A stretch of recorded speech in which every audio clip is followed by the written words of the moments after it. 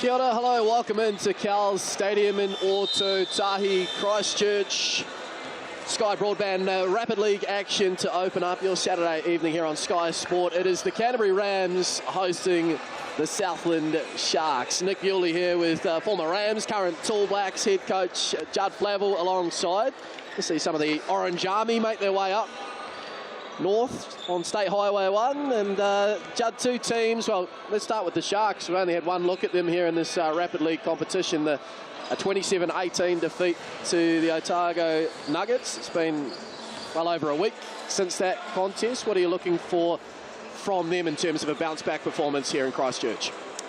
Yeah, still early days, isn't it? Just the season just started, and although we've had a lot of basketball recently with the NBL and Rapid, but like everybody, finding their feet and finding their groove, and I think with a new-looking Sharks outfit overall, it's probably going to take a few weeks for them to really find that cohesion. The Rams, as you can see there on the Sky Broadband Rapid League standings, 1 win, 1 loss, going down last week, 6 days ago, to the defending champions, the Nelson Giants. But they did have a win first up over the Fight, and they are going to run with just the 6 players here this afternoon, this evening, with Walter Brown back and straight into the starting lineup from a Sal's NBL perspective. A decision made there while Tama Isaac will come off the bench a little bit later this evening to just rest those legs for now, because they're going to get plenty of running later on. Yeah, that's right. We're seeing, still with 3 imports to come in for the Rams, that Tama Isaac is he's going to clock up the minutes, and while he's out there, there's no conserving him. He doesn't know any other speed but going all out. So the best way to sort of mitigate that is to just they'll shut him down for Rapid, and like you say, to keep those legs fresh for the NBL game. Is the Sharks Rapid League starting 5. Hayden Collier, ex-Rangiora High, looking to go up against local region, I guess you could say. Tukaha Cooper, super impressive in the Sal's NBL in their game against the Nuggets last week with 19 points. Will Ledger, another new face in this Southland environment. Quake Webster and Dane Burdenshaw rounding out their starting 5. They do have a 7-man rotation here in the Rapid League as well, with Jack Ramage and Riley Snow to get involved via the bench. For the Barbecues Direct Canterbury Rams, the Kate brothers, Ihaka and Tawhiri. Mana Martin, who's leading the way from a scoring standpoint with 9 points a game. Jake Holmes and Corbin Mason. They do have the experience of Sam Smith to come off the bench. It's great for the young Kate brothers. I saw they both got their first professional points in basketball in the NBL late in that win against the Giants. And this is an environment, isn't it, Judd, where they can really thrive at Rapid League basketball?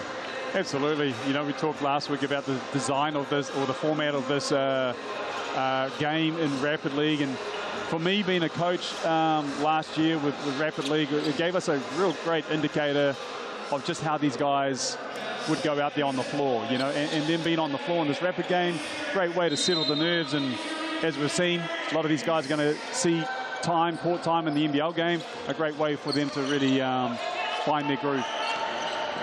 We're underway, and Southland in the maroon strip with first possession. This is Collier. Gets it to Tukaha Cooper, formerly of the Tuatara and the Manawatu Jets. And an easy finish there for Will Ledger. Yeah, too easy right there. There was a switch there, and Ledger just way too big for Tawhiri Kate there, and no help coming down from the Rams too. So I could hear Liam Connolly on the sidelines yelling out. They sort of let that one. They missed that one. There's Tawhiri Kate now with the floater. Get it to go off the glass. Rebound by Cooper. And we're going to see the sorry, not the Giants. We're going to see the Sharks sit down in the drops coverage right here. So you're going to see guards making plays off this ball screen, and tonight there, as we saw there with Tawhiri, just missing the floater. But that's what we're going to see all night, I think, in the NBL game as well. Back-to-back buckets for the Sharks. Tukaha Cooper that time. Just looking at the size that the Sharks have too, just the bulk. Collier, Ledger. We saw 2 points. Both baskets now have been scored on the inside. This is where they're going. Mason now with the drive. Holmes with the follow, can't go, and there is one of the two tall timbers in Collier with the rebound. Ledger the other way, and Burdenshaw going to look from beyond the arc, and flawless start this for the Sharks. 7-0 run to open things up. Yeah, Burdenshaw not shy, you know, full of confidence, letting that fly. So don't know much about him personally, but yeah, these guys have come out with a great start. Jake Holmes with the 3. He talking about confidence and belief in his shooting. This is one thing this kid has, and you don't want to give him too much daylight off those screens. Cooper again facilitating, going back to the hot hand. Dane Burdenshaw back-to-back trays. Okay, he's letting me know exactly who he is right now. I was going to say, if you didn't know him before, Judd, you know him now. And you know what? I think as we talk about the Sharks with a new outfit, we've seen guys that have made the move to Southland to get opportunities. Guys that probably hadn't seen or heard too much about before. Now we've seen these guys, you know, Burdenshaw right here. But Tukaha Cooper, who's been around a little bit, made the move from Tuatara along with Ledger. You know, these guys looking for better opportunity or more opportunities. And from what we've seen so far, you know, really got a lot of confidence. Yeah, well, this is one of the earliest BNZ player timeouts I think I've ever seen, Rapid League or Sal's NBL. Stop the rod here for the Rams. 12-3 down, 1:45 to go in the first. Just going to cool the jets, so to speak, go back to what they were hoping to implement pre-game. Yeah, that was it's as a coach on the sideline, it's a you know, you can't call a timeout in this Rapid League, but you know, the messages would have gone out there from the coaching staff to the players to make sure they get that done. Yeah, Collier just good size, good interior presence there, really challenging that shot from Mana. The short there, Ihaka Kate, the lefty, and Burdenshaw running the floor, having a field day here at Cowles, and gets the finish. It's all coming up good so far for Dane Burdenshaw. He explodes to 10 points now in a potential 3-point play. What a start by the Sharks here. So Dane Burdenshaw out of Palmy boys. In the Taranaki Airs environment last year. Great deal of minutes and making his way down to the Southland Sharks, as have many local talent. This is the free throw from the Chemist Warehouse stripe at 14 points to 3. Couldn't ask for much more of the Southland Sharks. This is a similar start to what the Rams had last week, wasn't it? Just a little bit late out of the gate, and then we started to see a bit of a charge home in the second half. But yeah, they'll be wanting to make sure they chip away at this. As we know, the Rapid League can go by quickly. Help coming around from Jack Ramage there into the game as they take a second look. Fair amount of contact there on the Tawhiri Kate drive, and he'll head to the Chemist Warehouse strike. You know, like, it's a bit funny. I was just about to talk up Tawhiri before he shoots his free throw. Maybe I'll just stay quiet for a second. Yep. Learned that lesson last week. But, you know, like Tawhiri here with this change of speeds here, like he moves so well on the basketball court. This is one of the things that I get really excited by when I watch him. Yep. Rebounded though by older brother Ihaka, and they're going to get another look here. Some good work on the offensive glass. That was halfway down from Holmes. But Burdenshaw, ball's like a magnet to him at the minute, and again, that outlet pass, not getting back the Rams. Sharks make them pay. Yeah. The Rams, an aggressive offensive rebounding team, but you know, allowed 2 leak outs to happen right now, and that's really hurt them with 2 transition buckets. You know, layouts are coach killers that really hurt you. Corbin Mason with a strong finish there, and he'll have a potential 3-point play. Yeah, Corbin is really, I guess, made good strides, you know, good solid strides over the last couple of seasons, although this season's just started. But yeah, he's got, you know, real good length out there, really active, and he can play under control, and he can really impact the game. Here come the Sharks again, who haven't missed from the field. That might be the commentator's curse there. Burdenshaw, a bit of a heat check moment there. Yeah, I was just going to say, a little bit forced, you know, could have found, especially straight out of the start of the shot clock there. Let the ball breathe, let the ball move, and, you know, see if you can find yourself an easier one. A 7 for 8 start for the Sharks. As we take another look at that Mana Martin drive. And again, Jack Ramage getting the call. And more free throws forthcoming here for the home team, the Canterbury Rams. Haven't made a free throw yet, in actual fact, none from 3. As Martin changes that there with the make. Burdenshaw with 10 points already in this opening quarter. Has he got a 40-piece in him? That would be something in 16 minutes as Martin makes them both. Shot clock off here, late in the first. Yeah, see the extended pressure here from the Rams. It's a nice handle there on Webster. Finds the open man, the hot hand, Burdenshaw. Oh, can't get it to go, and here they go quickly. Kate has got time. Oh, lovely block though, Hayden Collier. Yep. Collier, he's got size, and you know what? He get off the ground too for a big man.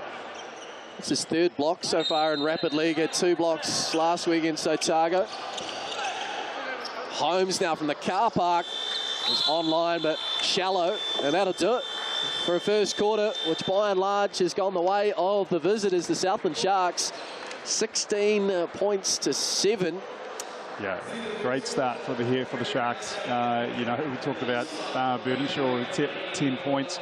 Rams won't be happy. A lot of breakdowns in the quarter as well for them. Not quite in sync, but the Sharks, yeah, really looking good. And this is, you know, Burdenshaw, really keep an eye on him because that shooting, you know, the confidence that he has in that shot. I mean, that's one thing for me as a coach is just watching. I mean, guys can shoot the basketball, but just the self-belief in that shot, I think, is what makes it even more dangerous. He has had a 13-point game in Rapid League last year, Dane Burdenshaw. That coincidentally came against the Southland Sharks, the team he's now playing for. Let's see why the Sharks picked him up then. Sometimes that happens that way. You have a good game against a particular opponent.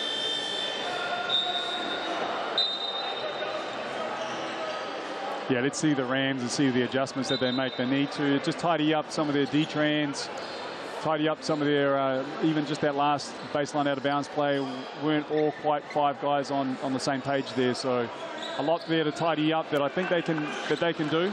You know, let's see how they go.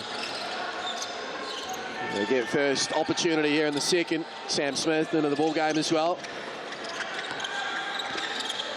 Martin now giving to that right hand and finishing. Yep. Good finish there from Mana. Here's this full court pressure once more.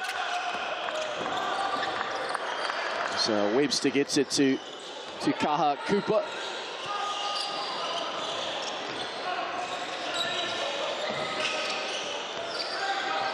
Cooper again settling things down a touch. He'll pull up from downtown, away to the right. And that's a mini win there for the Rams. Yeah, they got through hands, you know, the ball through hands and had a little bit of ball movement, but not everyone was looking to score on that. So real fine balance between ball movement and looking to be aggressive on every single action. And now Martin, 5 points to open up this second quarter. And all of a sudden, that's the nature of Rapid League. Judd, 4-point game. Webster now puts his head down.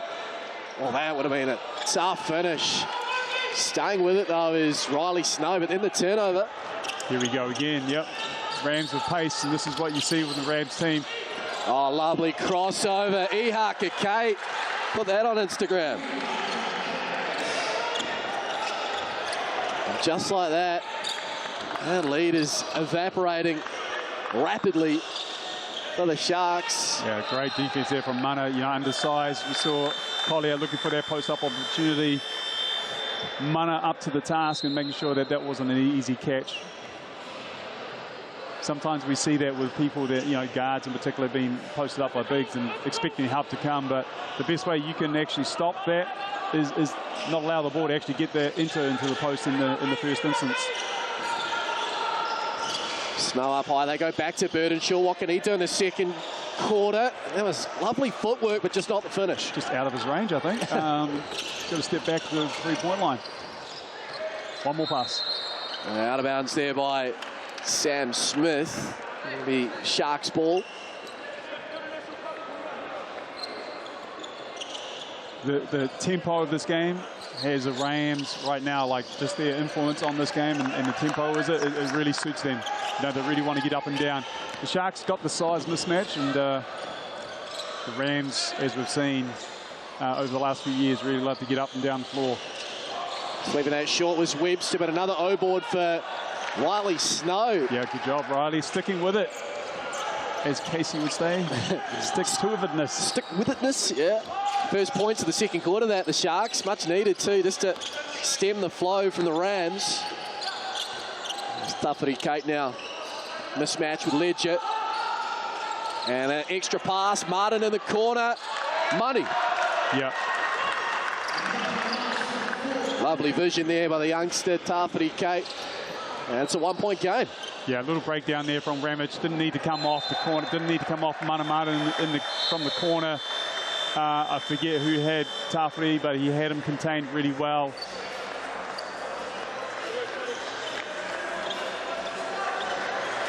This is where Tawhiri is going to be used in this offense in this setting here. Is like is the guy that can tip over the domino, they say. Can he create an advantage? Can he make the right decision? Oh, Him and Mana. Oh, it's waved away. I think it's on Corbin Mason. Let's take a second look here. Is that the sort of Gortat screen gone wrong, potentially? Too much footwork. Well, hopefully the refs aren't listening to these commentaries and they don't know what Gortats are. But yes, no, I think it was the right call. Corbin probably just a little bit more aggressive.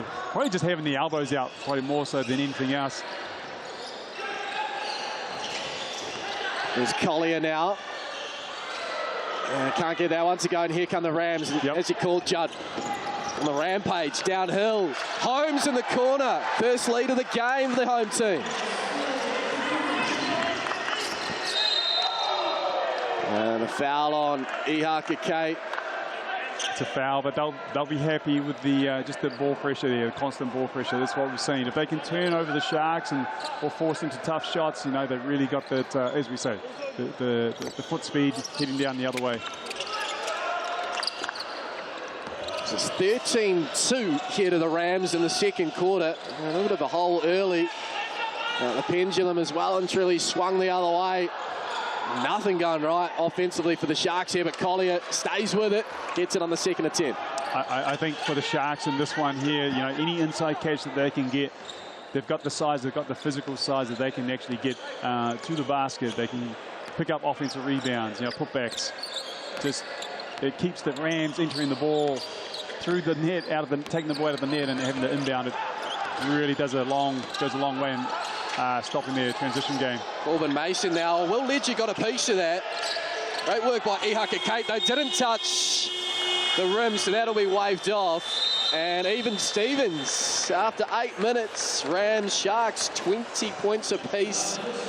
Tale of two quarters, Judd Flavin. Yeah, we have a ball game, don't we? The Rams really in that second quarter or the back end of that first quarter, just picking up the tempo as we saw, and we see the full court defensive pressure, the extended pressure that we're seeing. Any sort of, I guess, missed shots or change of possession, the Rams doing an amazing job of just getting downhill as quick as they can. And that's opened up a lot of opportunities for them. On the flip side of that, can the Sharks handle that pressure, enter the ball cleanly into the offense? And, you know, as we've seen, like I know that Burdenshaw was hot from behind the three-point line, but the rest of their points have come from inside, I believe. And that's where, for me, if the Sharks are going to be successful in this one, that's where they're going to get it done.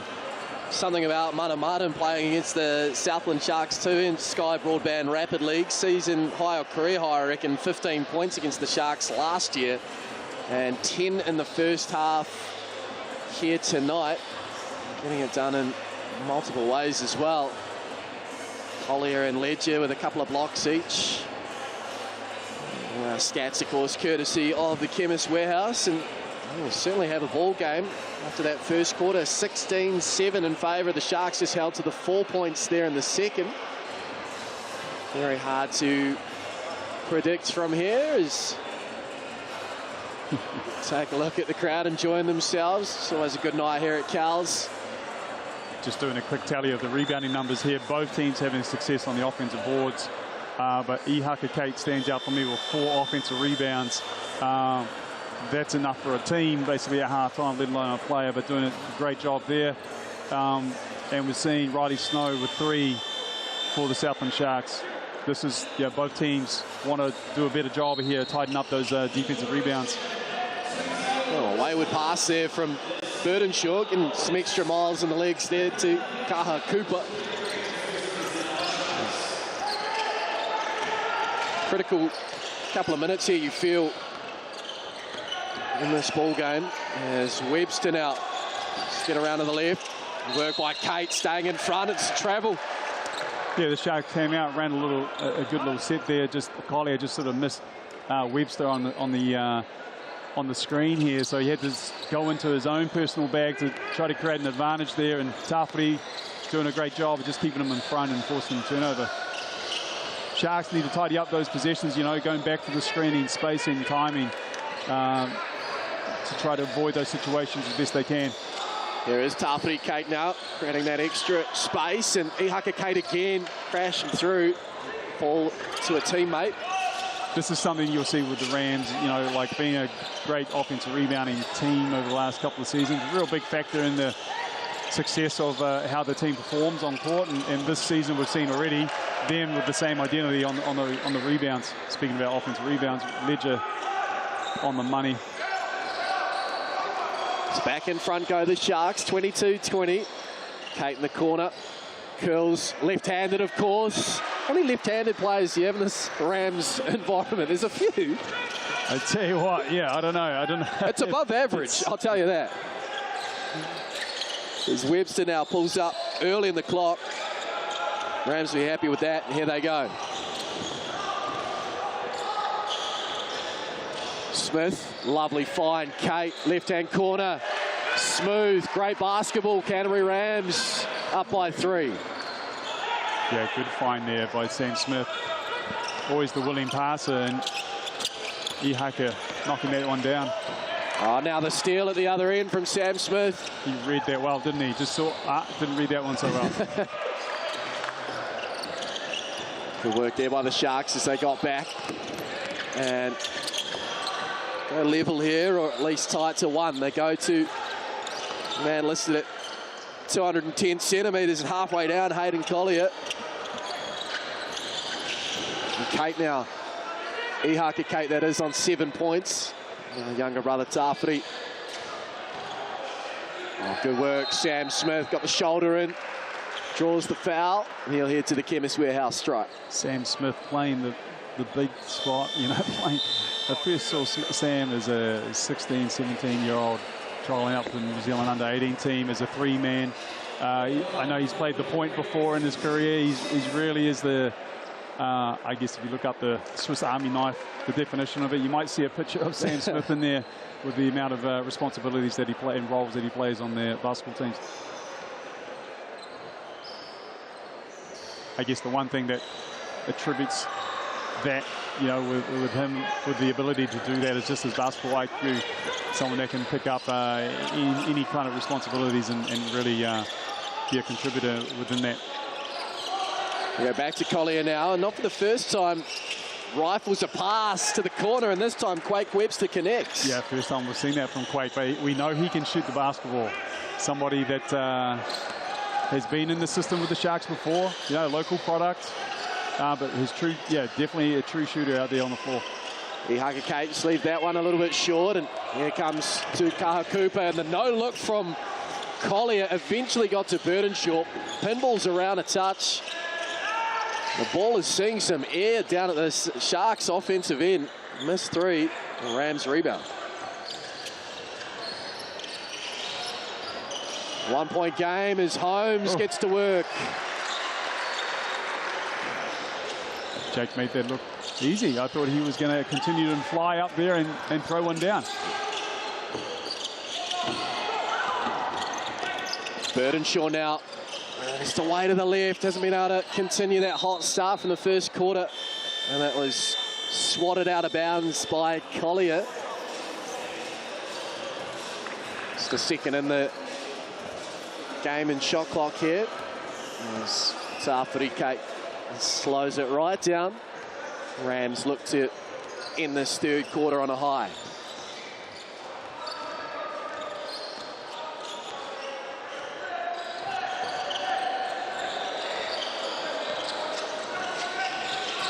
All Tafuri Kate here, and just rolls in. And Burdenshaw will put up the prayer, well short. And the Rams just nudged themselves 5 points clear. A low-scoring quarter in comparison to what we saw in the first half. They lead 30-25. Yeah, both teams still, I think, you know, as this game goes on, the pace of this game, you know, short rotations, starting to see some tired bodies out there working hard. Be interesting to see how this last quarter goes. You know, the Rams, I think, will continue to push the basketball to keep their pace up. The Sharks right now really need to do a good job with just their offense and being, I guess, getting to their targets. You know, we talked about inside. I mean, Collier's had some good looks inside, you know, rattled in and out, but nothing wrong with the looks and the quality of those looks as well. Yeah, so Burdenshaw, we talked a lot about him with good reason in that first quarter. All of his 10 points coming in that opening stanza. Hasn't added to that in quarters 2 and 3. And those shooting splits just deteriorating a touch as Southland, part of that through the pressure that Canterbury have applied. Now shooting at a 40% clip. Whether they look to go more to the likes of Collier, Ledger perhaps, use that size advantage. We will find out very soon.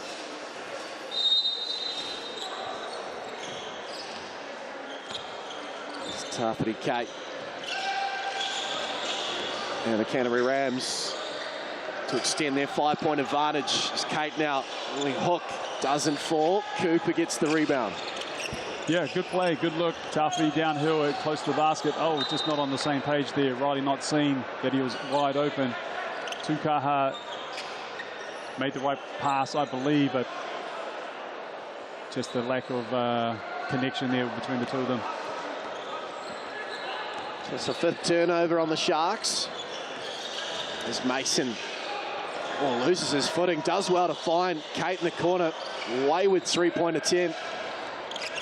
And back with the Southland Sharks, who led 16-7 at quarter time.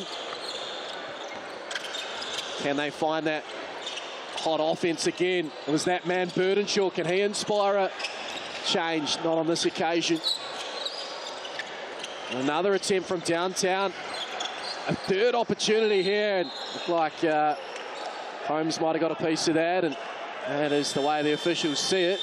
Yeah, good job from the two bigs, you know, Snow and Collier there, really making an impact there on the offensive rebounds. We talked about the offensive rebounds in the first half, and these two, this is how they get their points right now. You know, they get themselves to the foul line or get those little putbacks. This once again stops the transition play that we're going to see from the Rams on misses, on rebounds, and they're able to set up their defense from here on in as well.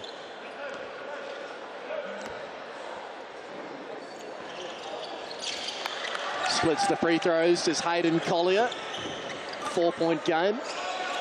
Can they get a stop here, the Sharks? Get it back to a 1-possession ball game.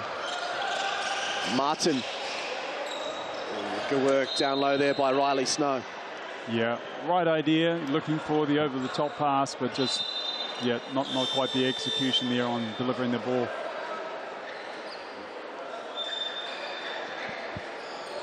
Will Ledger checks back in. It's under 3 minutes to go. Young fella's got to wait for the ball to be handed into your teammate before you make your cut. Little excited. Close out there, Burdenshaw.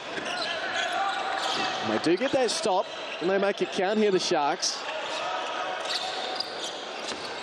There's Cooper, relatively quiet. Just the 2 points, but draws the foul there from Martin.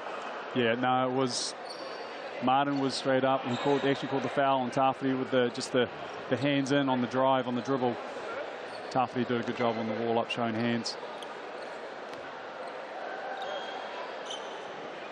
I'm excited to see Tukaha Cooper, just see what he brings with the NBL game, you know, tonight. Like, he had a great performance last week.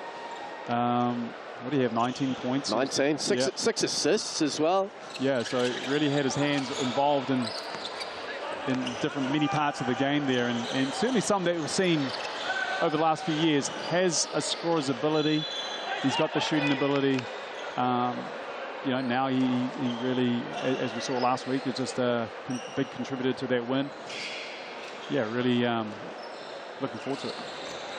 7:30 tip-off, of course. Sal's NBL action tonight. It's Martin. Fade away. Tough shot. There by Ledger. Tough shot. Burdenshaw looking to add to his 10 points. Work there, Martin again. Another Ledger, offensive rebound from Ledger. Great job from Ledger, just following up. Got the post mismatch, got time. Didn't need to rush it, still had 5 seconds on it. I think someone from the bench was counting down the shot clock. Sometimes I'm not a big fan of the full countdown all the way. Let them know, you know, give them some awareness for sure, but sometimes if they actually do the reverse of what you're trying to do, it actually speeds the ball up. It gives the defense time to actually know when you're about to shoot it.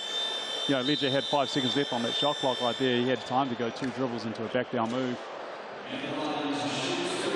So Jake Holmes to the Chemist Warehouse stripe. You like his frame, Jake Holmes. He's been effective here in this Rapid League competition so far in season 2025. Still at high school at Rangiora.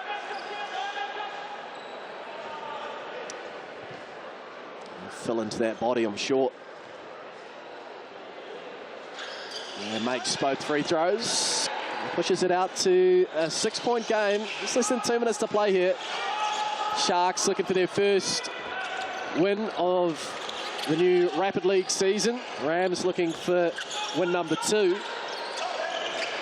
And a steal. And here come the Rams through Holmes.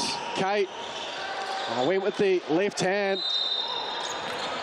Didn't go, and now foul the other way on Jake Holmes.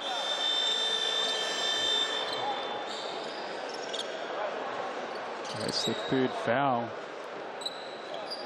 The Sharks, yep, heading to the Chemist Warehouse line here now, and they'll continue to shoot free throws. This really suits them. You know, when you're down, of course, getting to yourself to the foul line, as we talked about before, stopping the clock, setting up your defense. You know, do they get up? Do they start to extend their defense a little bit more? Still plenty of time to go. A lot of possessions left, and this is only still a 2-possession ball game.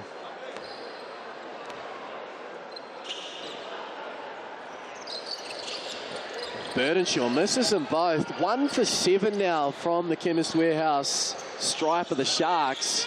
Leaving points out there. Make all them, it's a tight ball game. Martin. Extra pass, Holmes from deep. Oh, he's got range, Jake Holmes. He does. He's hovering about that 4-point line all the time. Great pass there from Mana Martin.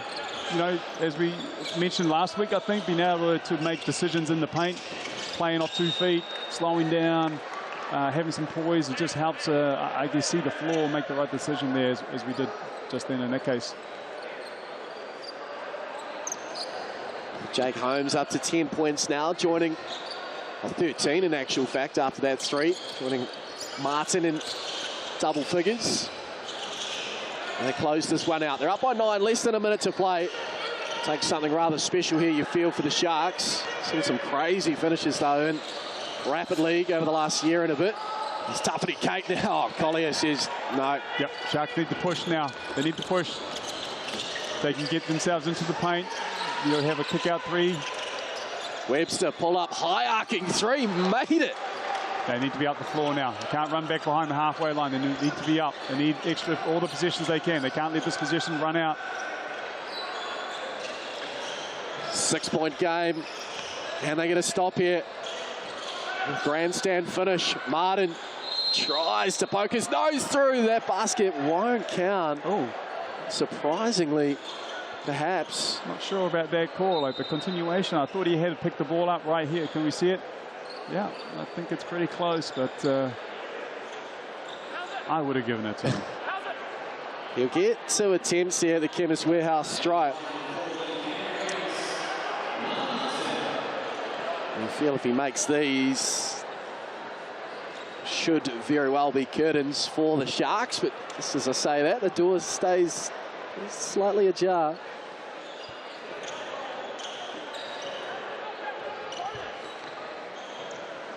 To have a BNZ player timeout to use, of course, the Sharks.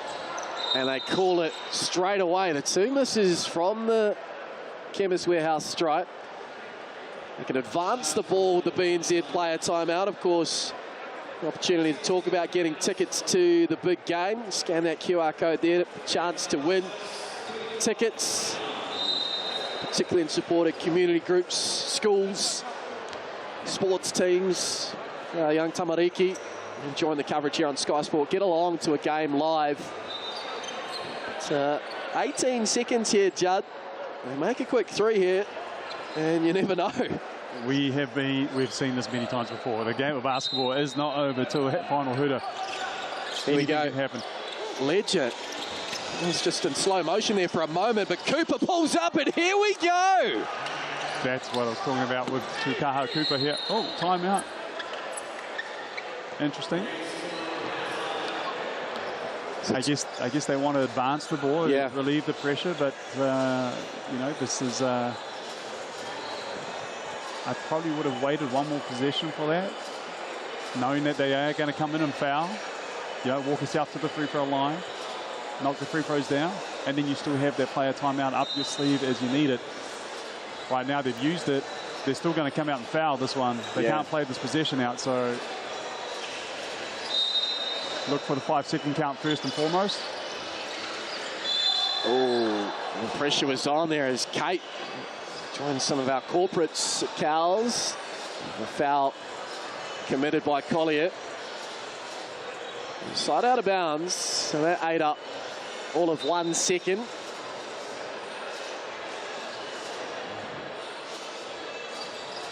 In fact, there won't be a side out of bounds. Of course, it'll be free throws here.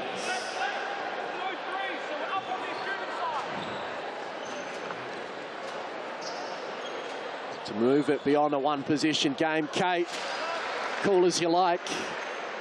I kept quiet on purpose right there for Tawhiri. You can thank me later there, Tawhiri. And the pressure valve is released in a collective sigh, you feel. And now the offensive rebound by Sam Smith. Who else? Foul again. They're going to have to foul again. No, they're going to play it out. And Holmes pulls up, bank close, but that's the ball game. And a thrilling one at that. 36 points to 32. The Rams come out on top and move to a 2-1 win-loss record. The Sharks, though, much better than what they were their opening Rapid League contest last week, and provided us with an exciting finish there late. Maybe a little bit disappointed, no doubt, having led by 9 at quarter time. So take a look at some of the key Chemist Warehouse statistics. Jake Holmes leading the way, top scoring with 13. Mana Martin very good as well with 10. And Ihaka Kate, as Judd Flavel mentioned, a couple of occasions there, crashing the boards. Of those 6 rebounds, 4 of them at the offensive end. They'll create those second chances for the Rams. Their first Rapid League win here on home floor at Cowles Stadium in season 2025. As you can see there, the starting 5 of the Rams warming up, getting ready for that Sal's NBL contest. Though before we do that, let's send it down courtside to Judd Flavel. He's got Mana Martin. And I'm here with Mana Martin. Mana, you guys are a little bit slow out of the blocks there tonight, but you got a great comeback with that one. What was the difference there? What were the changes that you guys made? I think it was physicality. Early in the game, they had a lot of leak outs, so just focusing on our jams and being physical on the top side. And I don't think they got many transition points in the second half, and I think that really helped us in the later game. And you yourself, you had 10 points for the game, I believe. You're looking comfortable out there. How do you like this Rapid League? Yeah, you know, for your development and I guess for your fast tracking your basketball. Yeah, no, it's good. It's good. It really helps me build confidence just before an actual NBL game. You know, getting to play against guys that do play and yeah, just learning as much as I can. Good job, Mana. Mana Martin there with Judd Flavel. As the crowd waits in anticipation for the Sal's NBL action. We'll take a short break here on Sky Sports.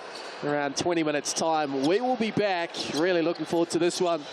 The Southland Sharks, of course, getting first up win under new coach Jonathan Yim over the Otago Nuggets. And now they make their way up State Highway 1 to take on the two-time defending champions. We'll see you very soon back here at Cowles Stadium.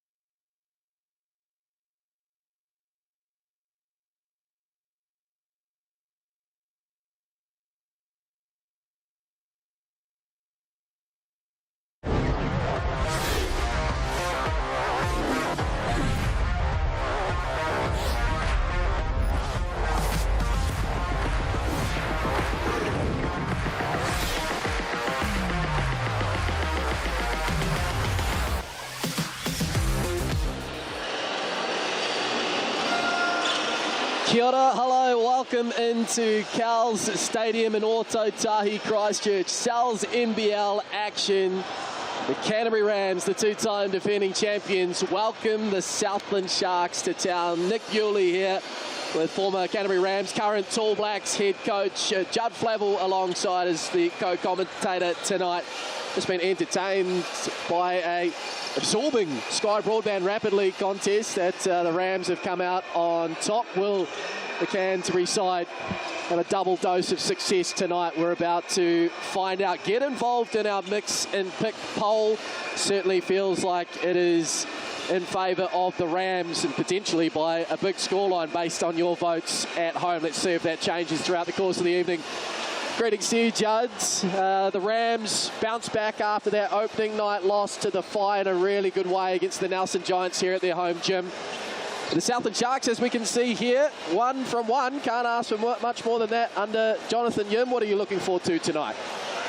Yeah, I think two teams that last week would be happy with their performance, and I think with the Southland Sharks, we still probably got a lot to learn about them and this year, and like you say, under first-year head coach Jonathan Yim, and talking to him pre-game and just the way that he was talking about the way that they want to play, you can see a lot of freedom in them with how they play. It suits the personnel that they have, and they put up 98 points against the Nuggets last week, so that's a good indicator of probably sharing the basketball, shooting the ball with confidence from the outside. So yeah, we're looking for a good one here.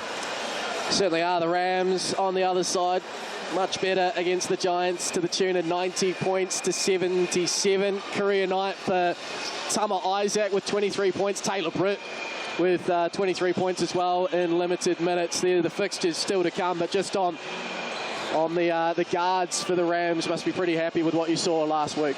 It was an explosive night there from the three-point line. In particular, Tama Isaac, who probably not known for his shooting ability, but he really opened up that game, and they had a great first quarter. Really sort of came out with a lot of pace, and those two in particular, talking about pace, this is probably where the Rams are at their best. When they get their defense together and their strong possessions there on the defensive end, you see them in full flight, and those two are the spearhead of that offense in transition. So that makes for a great entertainment. One of the keys I'm looking at for tonight is how do the Sharks go about slowing that down?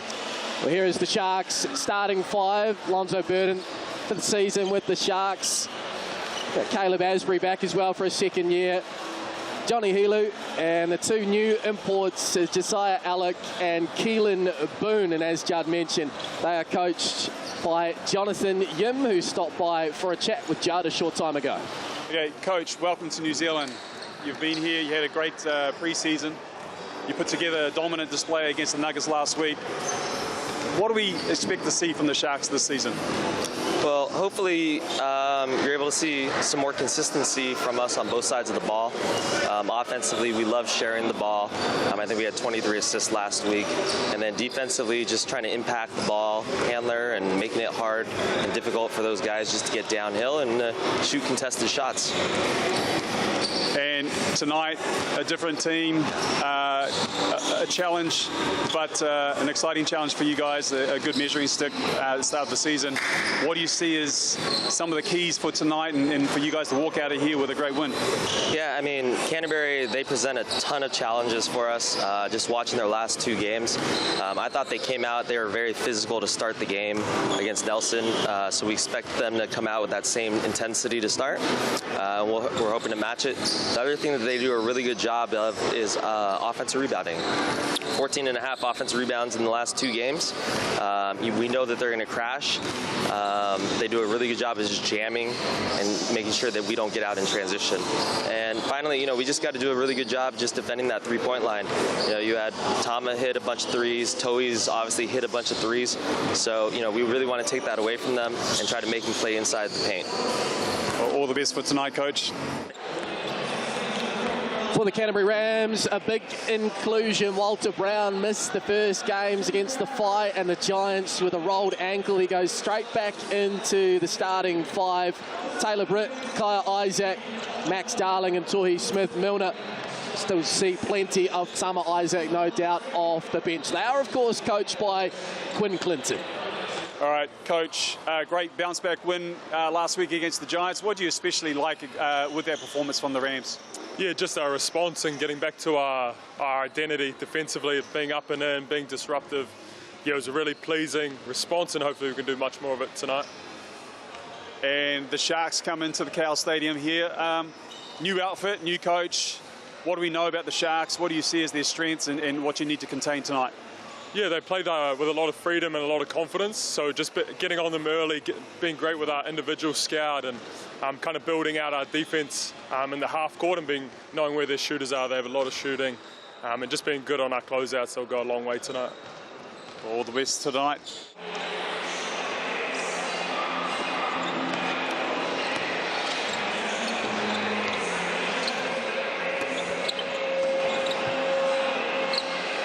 So for the Rams, getting Brown back, Walter Brown, that is. We'll see over there at the Tasmania Jack Jumpers on a development deal in the Australian NBL, Judd. But what are you hoping to see from Walter Brown? First look at him in season 2025. Yeah, first of all, just great to see him back out there on the floor. You know, he would have been itching to get out there. As we all know, there's Walter Brown loves this game, loves his Rams, and he's going to bring a lot of energy, doesn't he? We probably seen a lot of it on the defensive end, his rebounding, running the floor. I talked about the Brit and Tama Isaac leading the fast break. He's somebody that can kickstart that off too with his rebounding ability and busting out for those dribbles. But he will get given the assignment duties of slowing down Asbury, trying to make those shots as difficult as he can. And that's Walter Brown at his best, and he loves those challenges that he gets every week.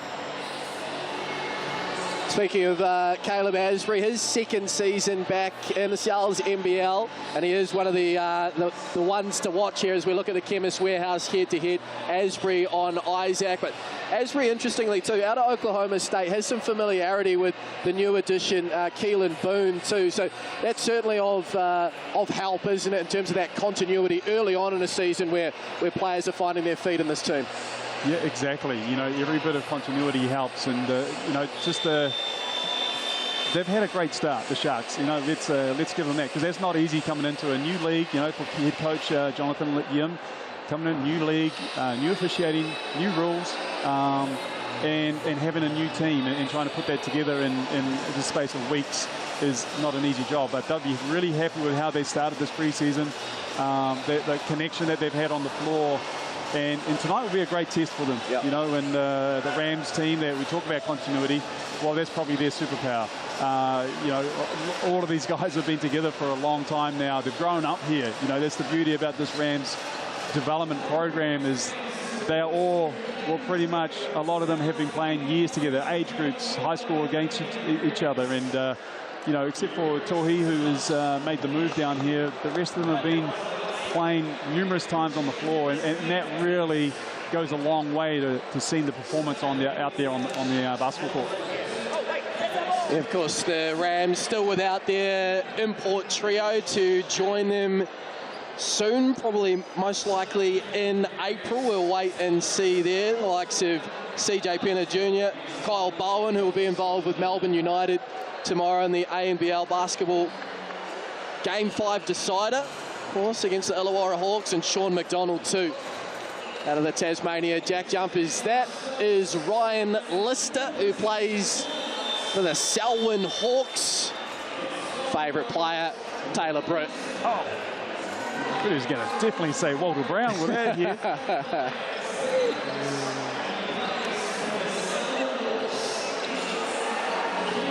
The officials tonight: Matt Bathurst, Regan Ashley, Blake Rosanowski. And a memento there for Ryan with Toy Smith-Milner.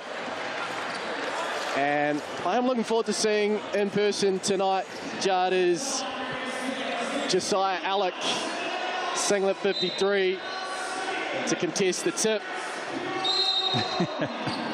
And I'm getting a bit overexcited. Not sure if he didn't need to do that. I'm not sure if he, yeah, I think he's got the actual jump on Tohi there.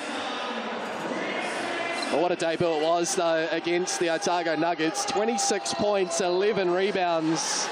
The 23-year-old out of San Antonio.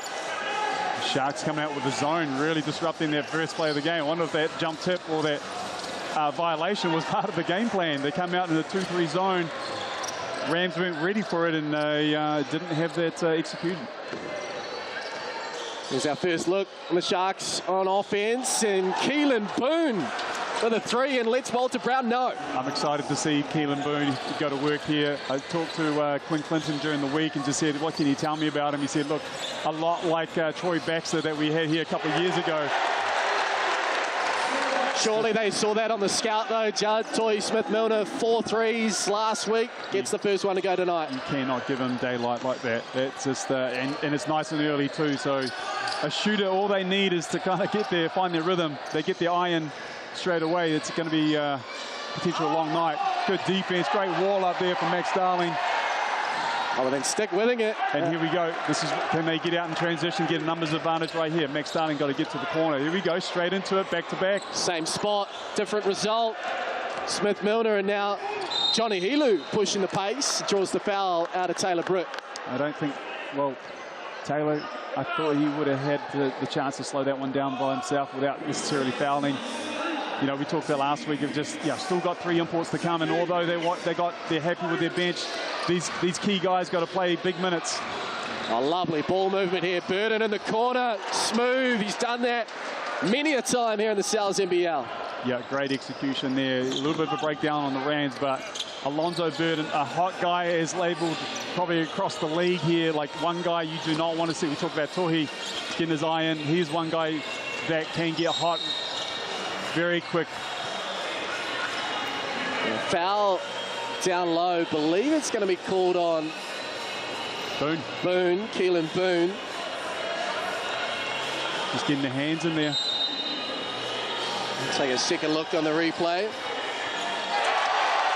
And the Rams picking up from where they left off from downtown. We're off to a hot start. Now just watch this carefully now. There's 21 seconds left on the shot clock. That means that they have, let's have 5 seconds to get the ball over the half and see if they're aware. It looks like they're aware of the situation here. They'll try their best to keep the ball out of Asbury's hands. And let's see. Josiah Alec of all players. Smith-Milner retreats there, allows this one to flow in. There is Helu. Ball movement early from the visitors. Contested long too. Oh, in the face, and the too small, Sally, for good measure. Keelan Boone feeling it early. Well, we're seeing some shooting displayed right now, don't we? 8-6, hot start for both teams as Taylor Britt hangs in the air and makes. Both teams will be looking to get some stops together right now, but yeah, great start on the offensive end. There is Josiah Alec with the matchup on Smith-Milner. See a fair bit of that tonight. It's a 2 points win for the Rams. Alec was a huge performer in last week's game against the Nuggets. 26 points, 11 rebounds on debut. Look at this ball movement. Arm in the hand of Asbury. And he'll go up and slam it down. Caleb Asbury. Caleb Asbury had 4 steals last week. I mean, I remember last year just the amount of times that his hands on the ball, deflections that he has on the floor here. Like, he's going to be one that not necessarily going to be putting his body on the line, but he's going to sniff out those steals and intercepts that's going to lead to transition baskets. Breakdown there, though, defensively from the Sharks. All too easy for Isaac. Too easy, yeah. Coach Jonathan Yin won't be happy with that breakdown. Walk down the park layups. That's not on the that's not on script for them. The 10-0 start. Offense bettering defense so far as Helu loses the handle, fortuitously falls in the lap of Keelan Boone. We've seen Josiah Alec now a few times gone after or gone one-on-one ISO from the top against Smith-Milner. Good matchup here. Smith-Milner able to stay with him and contest contest them at the basket too. This is where we saw Alec last week in particular doing a lot of the damage around the basket, drive, putting the ball on the floor. This is a good matchup here. Here we go again. Alex going to pull up from downtown. Not too far away, Britt with the rebound. Slow it down a touch here, the Rams. Oh, he's just jumping straight up into a nice coverage, but no one home there. And there's Asbury again, and contact. Smith-Milner not happy with the call. He thought it was all ball. Not sure if the folks back home just going back to that last ball screen coverage there, and you see Asbury jump up into an ice, which means taking away the driving lane off the ball screen and send it the other way. The only trouble was Alec wasn't in position to drop down and cover that baseline drive, so they're going to need to tidy that up, but get those two working together nicely. Talking about nicely.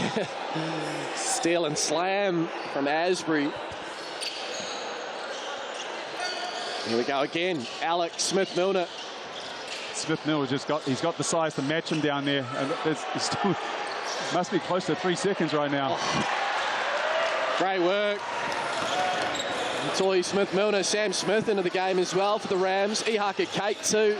So Quinn Clinton going to his bench midway through this first, and Asbury again picks the pocket and gets up. That's 2 from 2 already for him. That's on the scouting report too. I can attest to that. We talked about that last year. Another steal. Quick hands from Zoe Burden. So the steals already. That might be up to 4 for the Sharks.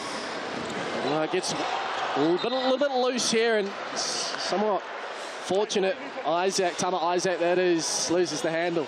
That comes with the territory of being on the court side. Corporate box there on the tables. You're part of the action. Here's Asbury again on the replay. Bouncy. There's Caleb Asbury.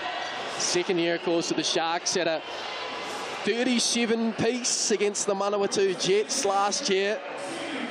Right now, if you're the Southland Sharks, you're looking at a mismatch right here with Sam Smith.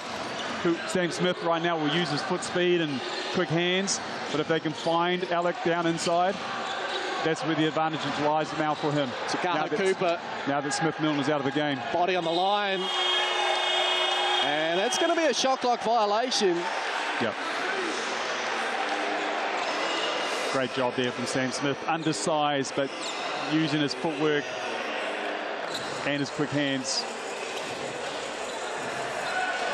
Bit of frustration there for Josiah Alec. Couple of turnovers. None from 3 from the field. But it is the Sharks who lead by 2. Isaac now. Kai Isaac, that is, using his size and strength. And Kai Isaac, just the right approach to take on Asbury there. You know, through the body. Don't be loose with the basketball. Take that extra dribble. Get your balance, yourself on balance in there and go through the chest of Asbury. Asbury really got to be careful with the quick hands that he has. Here we see this matchup with Sam Smith doing a great job working the basketball. So not only no Smith-Milner, but no Max Darling on the floor here. So Rams going small. Sam Smith providing a nuisance of himself here is Takala Cooper now with the drive.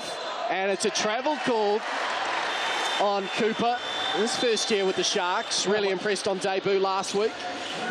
So I was just thinking about that travel call there, and I'm not sure if he dragged the pivot foot or not, but must have. Oh, yep. Yeah, he did. Timeout called by Coach Yim. An entertaining, enterprising start to this one. 6 minutes in, 12 points apiece. Caleb Asbury already up to 3 steals. He had 4 last week in that win over the Otago Nuggets. So we look at the Sharks huddle there and now in the wide shot, we can see both. What do you feel like the messages would be, starting with Coach Yim and the Southland Sharks? Yeah, I think with now that they've seen the lineup out there with Smith versus Alec out that particular matchup, that's a good matchup for them to go ahead and attack.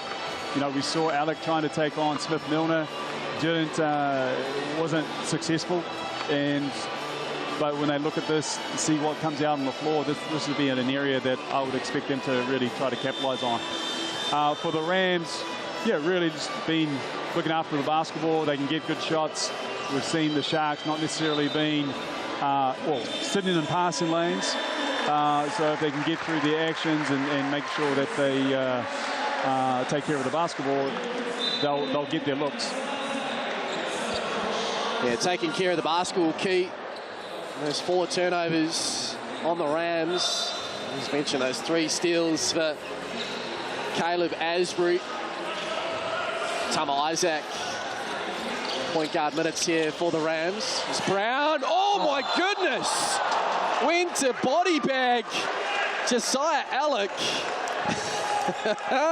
Replay, please. Goodness me, the battle of the locks. That was a good challenge. A wry smile there. There's nothing wrong with that ankle.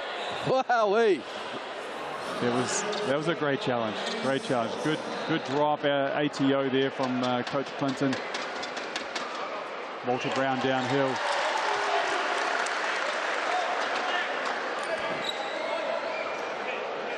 We spoke to him last week after that Giants win, just itching to get going.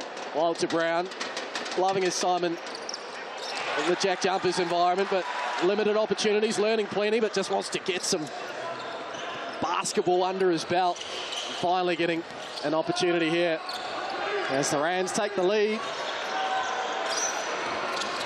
As young Ihaka Kate now picking up the import, Keelan Boone. Yeah, just really taking a long time there to enter into the offense. The pressure has been good. And the foul's going to go on Max Darling. They've done a lot of good work there, the Rams, just to be undone for the foul. Had the shot clock down to 7 seconds, and they had only made 1 pass into the offense. So Darling has the assignment here of Alec. Plenty of size, though, for the Sharks. Will Ledger on the floor, too. Ledger, one that we spoke about on Rapid, you know, heading down south and, from Tuatara, looking for better or more opportunity. Takaha Cooper as well on the floor at the moment. Along with Takaha Cooper, yeah, looking for these extra opportunities that they can see if they can get in the NBL. Oh, pinpoint pass, Asbury. Alec makes it work, and that's his first bucket. Alec made that look like an easy catch, you know, the ability to catch that one over the top of Darling and finish. Behind the back, Brett Darling. And there's that continuity. Yeah, coming to the fore for the Rams. Those two have done that once or twice before, I think. So Rams back out in front. There's Asbury, Cooper. Quick catch and release. Alec fighting for that rebound. Yeah, good battle between the two bigs there. And Alec had 4 offensive rebounds last week. He's a monster on the rebounds. Walter Brown does well to deny the Sharks yet another steal. You see Max Darling on the pop again. Brett finds Isaac. Tama Isaac, that is in the corner. Doesn't get the roll. Darling crashing the boards. And this time the foul is called. And you've seen the Sharks in the drops coverage there, and Max and Taylor working their pick and roll nicely. A little bit of confusion there as Taylor advanced the ball through the paint, whether they're going to switch or not. That should be shooting. That's a putback. That's a catch on the rebound and looking to shoot it. And Brown fouled again. Good find there from Tama Isaac in the baseline inbound. Asbury with the foul. That one certainly shooting at the Chemist Warehouse stripe, but just the previous foul. It's now 2 on Keelan Boone. Come out with a hot start. Yeah, we talked about Asbury being out in the passing lanes, and you know the rewards that he can get from that. When you're in those situations underneath the basket right there, you're just better off just to wall up. Don't give away your fouls, you know. It's you know, defensively there, just got to be a lot more calculated with what you're doing.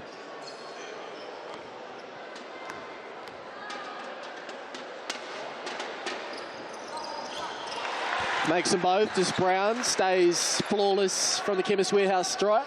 Rams open up a 5-point buffer.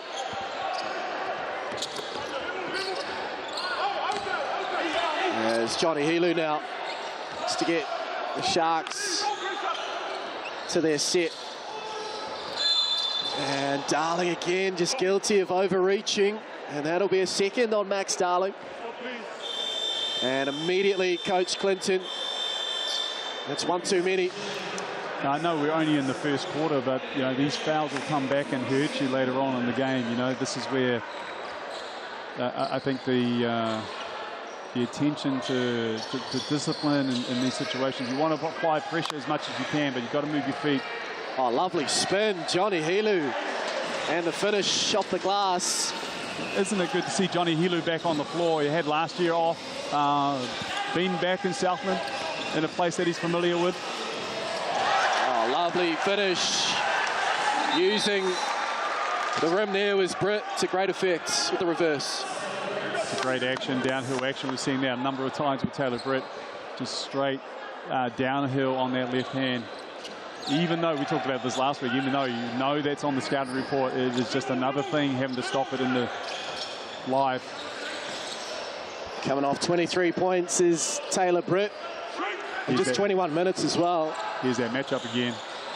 And this rewarded from Smith Milner. Oh, the pull of the singlet there went missed. Britt finds Brown, doesn't get it to go. Isaac there and gets it to fall. And now Helu under pressure, and it's back-to-back easy twos for Kaya Isaac. They open up a 9-point lead now, the Rams. Yeah, just chipping away at it, building pressure right now. Sharks need a great possession here.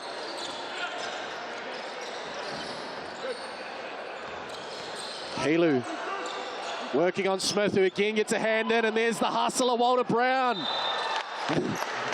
Bodies falling all over the place. Domino effect. This is where the Sharks, I think, really needs to get the ball into Asbury's hands. You know, I think after a couple, just to settle you down, find your target player. You know, give him the space or give him the action to work off right here. We've seen Alec being aggressive and assertive, and I love that. But the rewards aren't coming right now, in particular with that matchup with Smith Milner. Doesn't mean that you stop going to that, but look what you have out there on the floor. You know, in particular with Asbury, someone that can create something. Certainly, with given some momentum and preset advantages.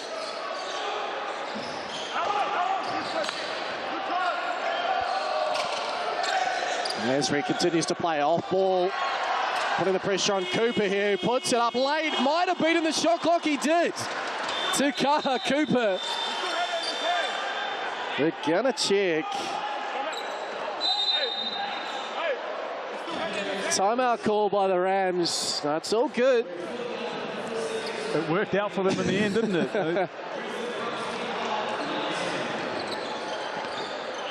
Kaha Cooper for that 19-point game. As we take a second look here. Yeah. This is close, tenths of a second in it, but a much-needed bucket any way you can get it for the Sharks. That's right. That's right. I mean, they need to tidy up their possessions right now. That backcourt pressure from the Rams that they're applying has disrupted their flow into their half-court sets. You know, if they can get something that enters the ball into there with a little bit more momentum and freedom, and as I said before, you know, trying to find a particular matchup that you really like. Right now, I think Asbury, for me, is the guy that you need to go to and see if we can create something, an action, a downhill action. You see the Rams doing it for Taylor Britt right now and getting to the basket. You know, can they do that? Can they leverage off that advantage? And both teams right now can't afford to foul, otherwise we're shooting free throws. So a great opportunity to get yourself downhill. Insights here. The 2025 Sal's NBL season of current Tall Blacks head coach Judd Flavel. He steered the Canterbury Rams to back-to-back titles in years 23 and 24. There's Taylor Britt. This time on his right. Oh, great recovery, Asbury, but he did get a piece of the arm. He did. But Taylor Britt heads to the Chemist Warehouse stripe for the first time tonight. And is that the second foul? Yeah, it is the second foul now on Asbury. So Asbury and Boone both with 2 fouls. Alex got 1 as well, so this is the import trio. getting offside, if you want to say that, with the officials.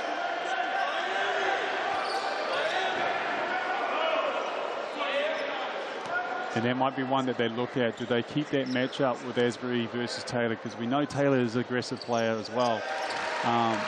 You know, he's got 2 fouls. Do they try to find another matchup somewhere on the floor where they can, you know, the risk of somebody trying to go through your chest or get to the rim can help just hide his 3rd foul for the quarter, for the next quarter.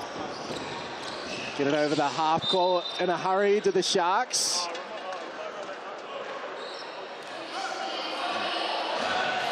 Just be a slide out of bounds here. Nice touch by the Rams. 30 seconds to go in the first quarter. It was punch and counter punch for most of it. The Rams now out to an 8-point advantage and might be able to improve that. He just hasn't had the same level of success that he had last week. Tohi, just a smart, crafty interior defender. You know, really strong body, but timing of when he warms up, so critical. There's Brett now getting to that left. Decelerates, stops, puts it up. Asbury rifles it back into a teammate. Will pull it up from the half court. It's away to the right. Unfortunately, Walter Brown still down in back play. There he is, center of your screen. Let's hope that it's not that same ankle potentially that kept him out of the first 2. We'll bring you that news and the second quarter up next from Cowles Stadium.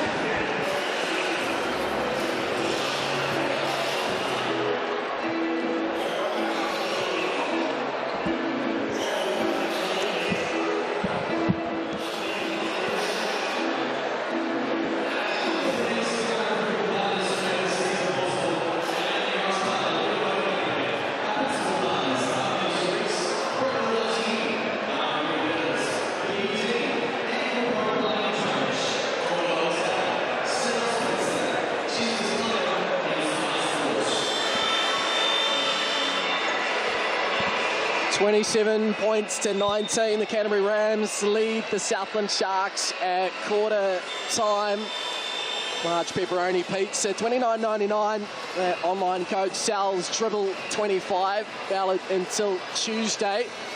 It's in that last possession of the first quarter. Walter Brown contesting a layup, defensive end, and rolling an ankle. Might be the same ankle in actual fact that has kept him sidelined for the opening 2 games for the Rams, and he got up in a pretty bad way, unfortunately. Be surprised to see him return. We will bring you that news as it comes. Nick Bewley, Judd Flavel alongside, and as Keelan Boone puts up another wild attempt. But it goes down, and you just see that slap of the thigh there, Judd, just trying to get himself going. He started well early, but then it quieted off. He's a shooter, isn't he? I mean, he's got that shooting stroke behind him. This is a mismatch down there on the block for the Rams. But yeah, Boone, this is what I talked about early on in the end of that quarter. It's just like the Sharks finding their feet, you know, finding something good. This is yeah, there we go. Boone making back-to-back plays. So really leveraging off their matchups and targets right now, and with 2 good possessions, back-to-back possessions here for them. Frustrating for Brown, Walter Brown that is, on the sideline, as Keelan Boone, a couple of quick makes, just as he did in the first quarter, and now earns himself a trip to the Chemist Warehouse stripe. Potential 3-point play. Boone, his first professional gig, and so far so good. Let's see if the Rams go straight back to Smith-Milner right now with that matchup. See if they can pick up the third foul on. Great defensive pressure there from Burden. Oh, well done. Lonzo Burden, then Keelan Boone with the help. Burden, pull up three, cash it. Sensational work from Southland. The work that he did on the defensive end from Burden there, really quick hands, disrupting the ball. Sharks coming out well in his first opening possessions. Another one. Burden again, back to back.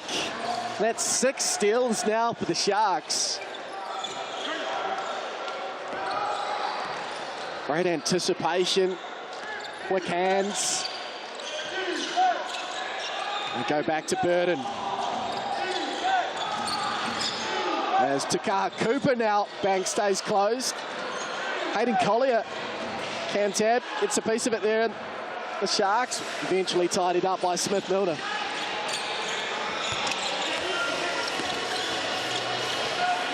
As Isaac, gets that step on, and Smith-Milner with a strong finish.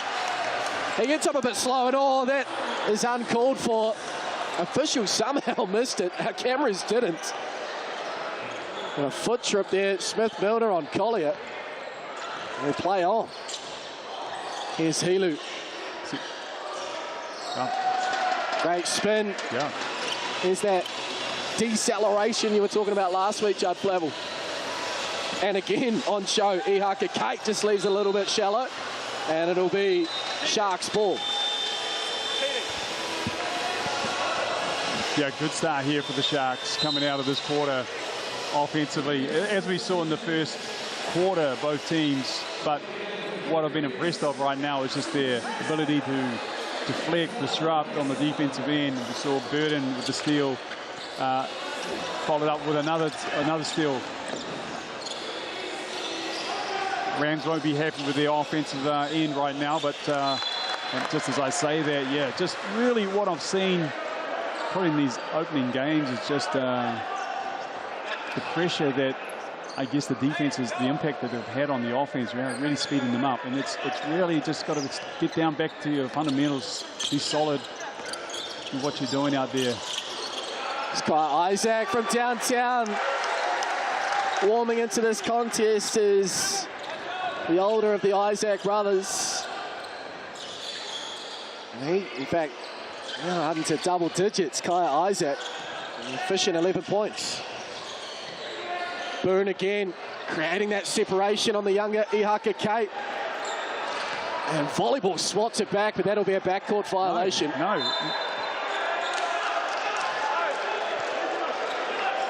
You just got to, for all you young players out there, you just got to grab the ball.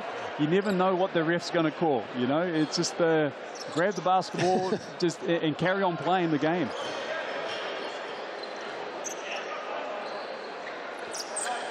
An unforced error there for the Sharks as the Rams now get to work, and a loose handle there from Taylor Britt. It'll stay though with the Canterbury Rams.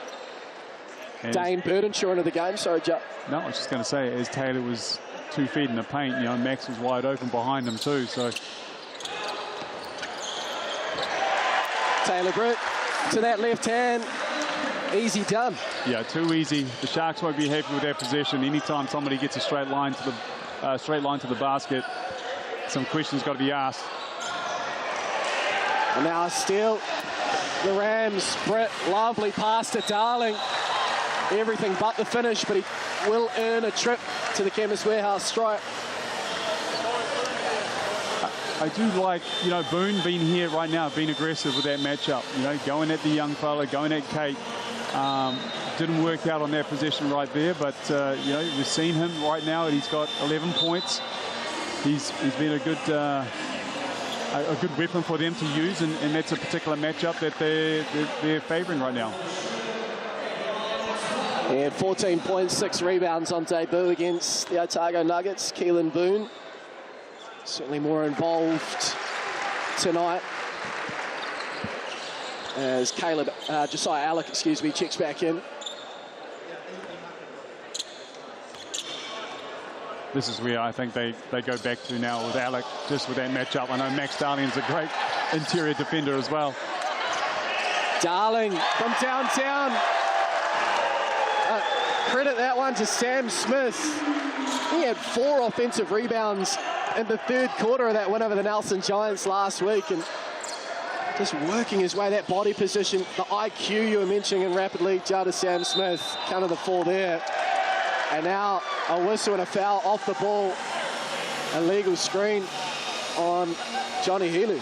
And there wasn't much in that screen. You know, a lot of leagues around the world that probably play on, but this is a point of emphasis for this league, and just they really want to clean up that, I guess, the screening action and make sure it's a freedom of movement for the offense, or for the defense in that case. Summer Isaac now with his first basket of the evening. Yeah, these baskets are too easy now. Sharks got to do a much better job of keeping the ball in front of them. They go to Josiah Alec. Again, the wall up from Darling. The follow, though, Keelan Boone. That might be one of their first offensive rebounds of the ball game in Southland Sharks.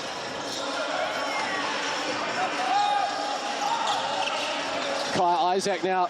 Now Max will roll to the basket. Yeah, had the smaller guard on him. Wasn't able to complete that pass. Still time, 5 seconds. Right now it's going to be the guys hitting the offensive rebounds as he takes, yep.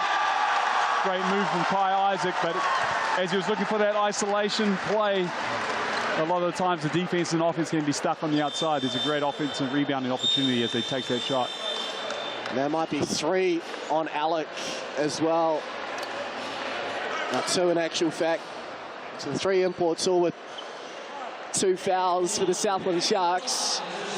I wonder if we see, maybe not right now, but soon, just a little bit of sneaking in some zone right now, just to conserve these fouls that are accumulating on these guys. You don't want to walk into that second half with 3 fouls with these guys. We're halfway through the second quarter. And given the fact of how much they disrupted the first play of the game with their zone, you know, be a tactic here, maybe they go to a little bit more. Nothing coming easy, is it, offensively for the Southland Sharks at the moment, trailing by 13.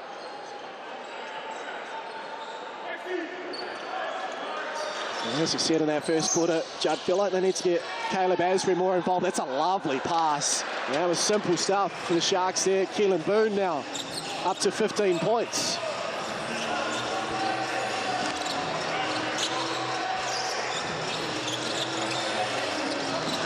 Smith-Milner up high, that's his spot. Can't get it to go. Asbury with the athletic rebound.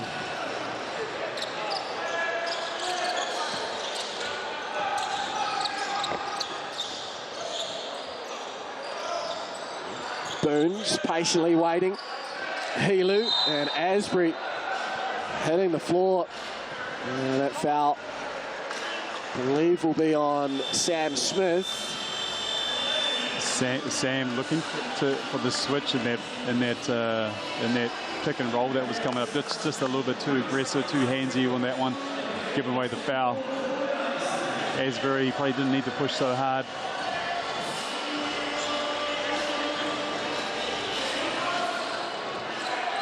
Here's Helu now, giving it back to Boone, hand in the face. And he makes the difficult look very easy, Keelan Boone. That's the 3rd time tonight. He does. What is he, 6'7", 6'8", able to rise up and shoot like he's a pure jump shooter. Back to an 8-point game as Corbin Mason checks in for the Rams. Just loses the handle there. Might have been Asbury again. He tiptoes the sideline, rifles a pass to Boone in the corner. Back-to-back threes. Count it. Doesn't he love it? Hasn't missed from downtown. Yep. And that's a timeout called by the Rams.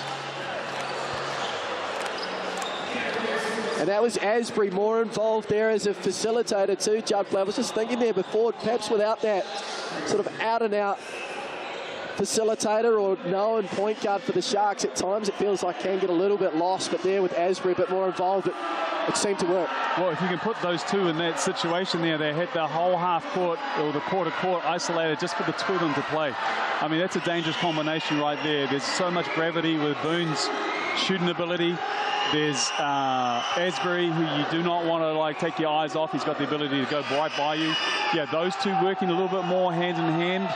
I think they can get a lot more success out of this offense with those two in particular. As we touched on earlier, these are two players played some collegiate basketball together for Oklahoma State, so there is that familiarity, that connection already established. And just after it got out to double digits there, it was a timely little run there for Southland to get it back to within 5. And, you know, let me just say this too, like as a coach, when you come into these games, you've got your system, you've got your players, the way that you attack on the offensive end. You also, the other next layer is like, who do you attack? You know, when you start looking at the opposition, which particular matchup is more favorable to you? We've seen Alec right now. I'm not sure what his percentages are, but it's not as good as what it was last week right here. His 1 from 7 from the field right now with that matchup against Smith-Milner. I talk about that one a few times, but there's other areas on the floor that they're going to get better rewards right now. Where do the Rams turn to here offensively with 3.5 minutes to play in the half? Absorbing half of that is Britt now. Oh, good passes, caught up in the twine. Sorry, he's talking over you, but Asbury with the great defense. That's exactly what they needed. You know, he's got that 2 fouls. He's did a great job moving his feet, kept his hands out of that one, and forced a turnover. And here he is running the offense. Burden, a lovely closeout. Ihaka Kate got a piece of it, the young fella. Yeah, that play there was designed for Alonzo Burden to get that 3-point shot off that exit screen underneath. Ihaka did a great job jumping out on the switch. And a decision potentially here for Coach Yim. And it looks like he's going to bring in Will Ledger. That's the third on Keelan Boone. He's been so impactful. Don't want to fall into any further foul trouble. Up to 21 points all of a sudden, Judd. That's right. The only thing that's stopping him right now is just his fouls as he takes a seat on the bench. Britt on the mid-range, long rebound for Burden. And this little run continues for Southland as they go to that matchup with Alec. Back out to Asbury, creates the separation. Beautiful foot movement. Can't get the shot to go. Yeah, good look, good look. You know, they had a look on the inside there with the matchup with Alec versus Sam Smith. Oh, Sam Smith got the offensive rebound. Perhaps unaware as Healy goes crashing into Isaac. No call. Something needed to be called there. Ledger with the basket. And it's a 3-point game. The Sharks doing a great job of throwing their way back into this ball game. And Coach Yim there, just here out the side of my ear, continue to fight. And he's getting it this last couple of minutes to the Sharks as Britt tries to get around the corner and does. Just putting his head down and no one's going to stop him getting to the basket. A couple of NBL Centurions there going toe-to-toe. Just an aggressive move there, isolated on the wing.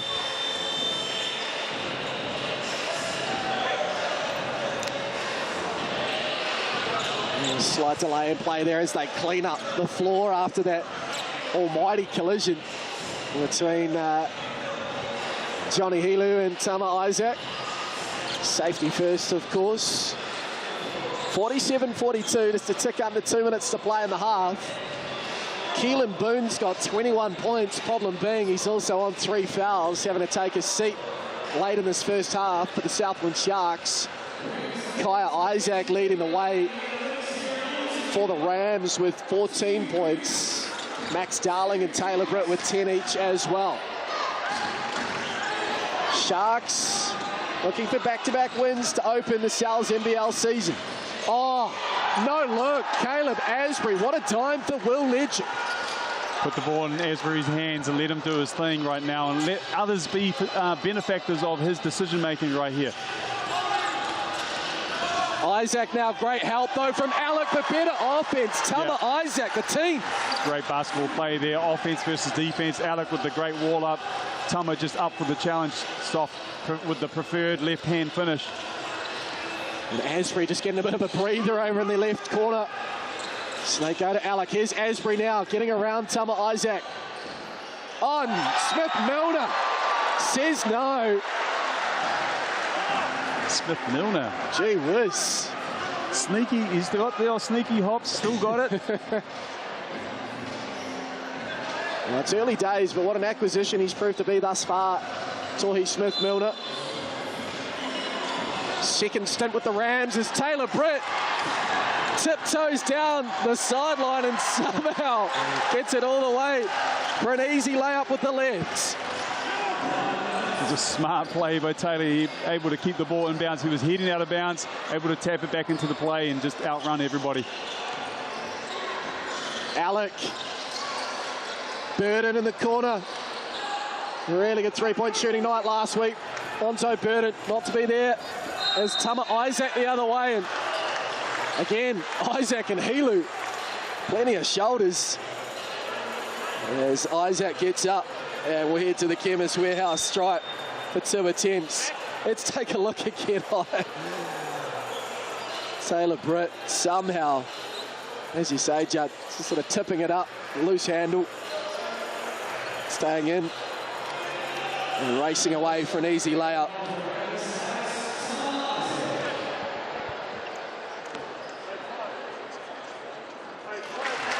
Free throws 10 and 11 here for the Rams. That's one thing the Sharks haven't been able to do, is get to the Chemist Warehouse stripe, just the one attempt. And that's, you know, due to like the person that's like heavy on the interior right now is Alec, and Tohi's doing a great, Smith-Miller's doing a great job of being able to just body up without fouling. The rest of it, like Asbury is somebody that can put heat on the rim. So we're seeing with that with Boone. Here is Asbury now. Athletic finish. Explosive finish. Just too quick, too shifty. You know, Rams will be unhappy with that, allowing that breakdown to happen there. Got to lock off that reject and make sure he's using the screen where all your help and coverage are. Shot clock's off there late in the half. Rams, can they improve on a 7-point lead? No, it's another steal. Asbury, it's got time, pulls up from the half court. Too much on it. And after 20 minutes of basketball, it is the Canterbury Rams who head to the changing rooms with a 7-point advantage, 53 points to 46. Kai Isaac with 14.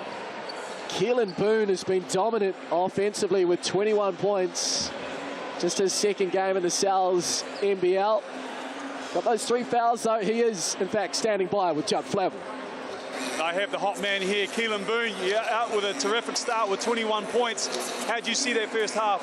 My teammates, they get me open and they're playing good defense, but we're finding different ways to attack them, and my teammates is finding me. So all to my teammates, to be real. And you guys are down by 7 right now. You guys are just at the end of that quarter, just let that little slip away. What do you guys need to do in the second half to walk out of here with a win? They're a physical team, and they're doing a great job at being physical. We just got to slow our pace down and understand we just got to get in our actions. They're playing good defense, but our offense hasn't even been great, and we're down 7-6, so we should be in good shape. We just got to run our stuff. All the best for the second half. And I have Kai Isaac coming in. Kai, you're leading the scorers for the Rams right now with 14 points. You guys have no trouble putting the points on the board. You got 53.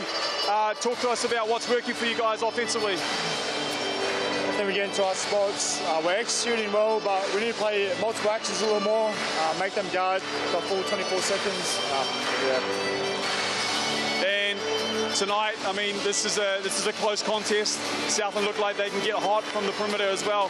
What do you see as some of the keys to getting across the line for this one? I think just having that ball pressure, we're doing a good job for the first like 12 seconds, and then it's letting up a little bit, and like Boone's hit a few threes, so we got to adjust that. And it should be good. All the best for the second half. Thoughts there at Keelan Boone, Kai Isaac.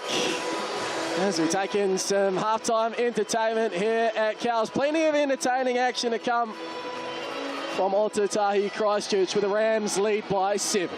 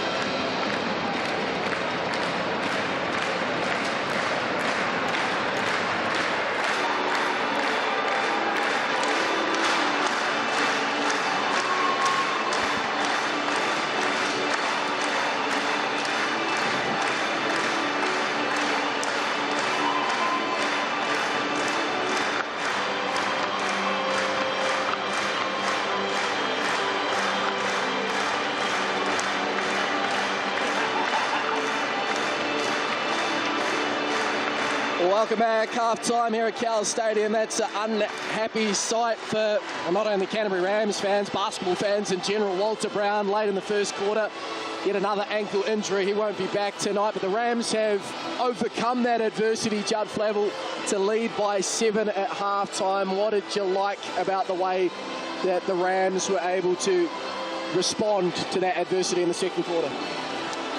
Yeah, I think there's nothing wrong with their offense, isn't there? Like getting downhill. We've seen Taylor Britt being very aggressive, and that's accumulated fouls on the Sharks and able to get themselves to the foul line. You know, they're 10 from 11 from the foul line right now.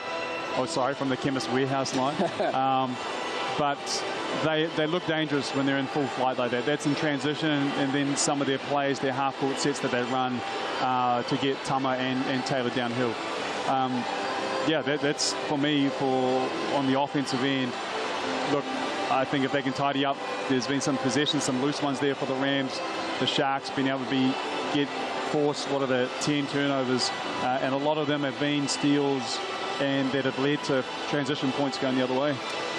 I want to talk about Caleb Asbury.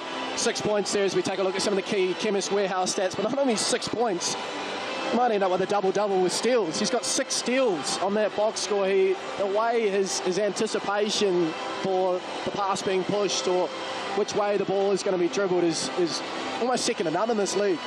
Yeah, I think when he is off the ball, then he's out in the passing lanes, and we've seen a couple of those steals and hands on the passes.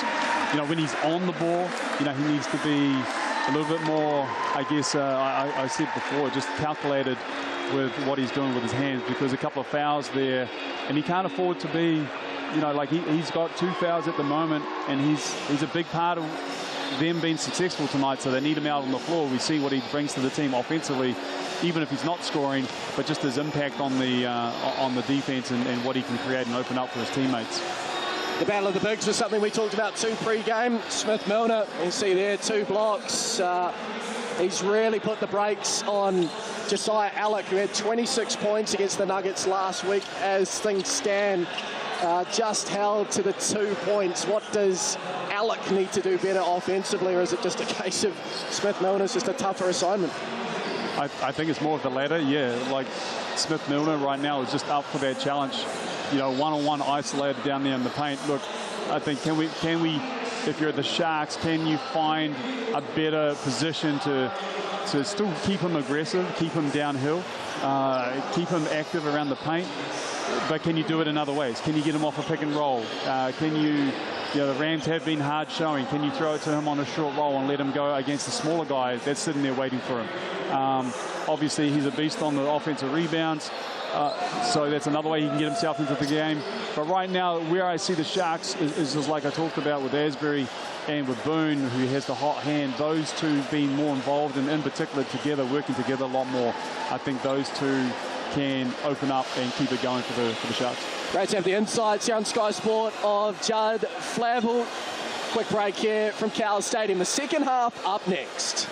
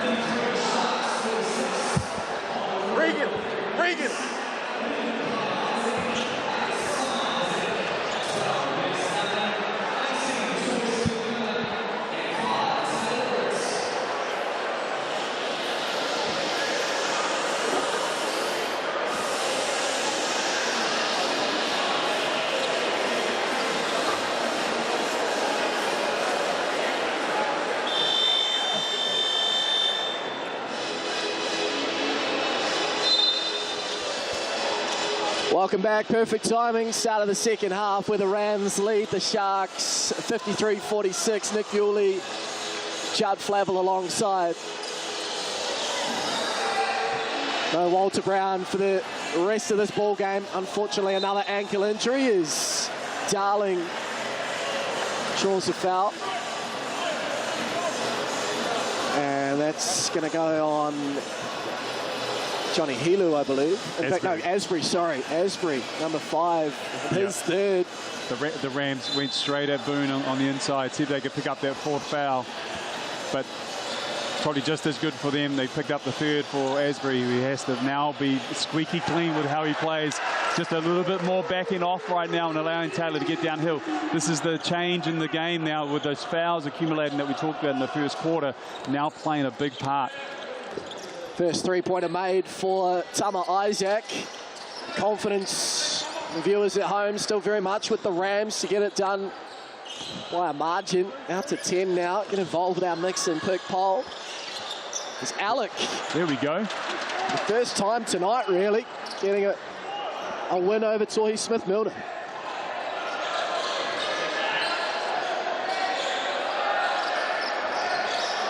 And now Darling backing down. Alec doesn't get the roll. Boone with the rebound. They go back to Darling in the post, but didn't quite have the favourable matchup that they were hoping for. Taylor Britt can't afford to help off too much of Boone right there. The Rams will be happy with that position. Darling, quick catch and release and connects. Max is hot tonight. What is he now? He's up to, is that 3 from 3 or 4 from 4 now?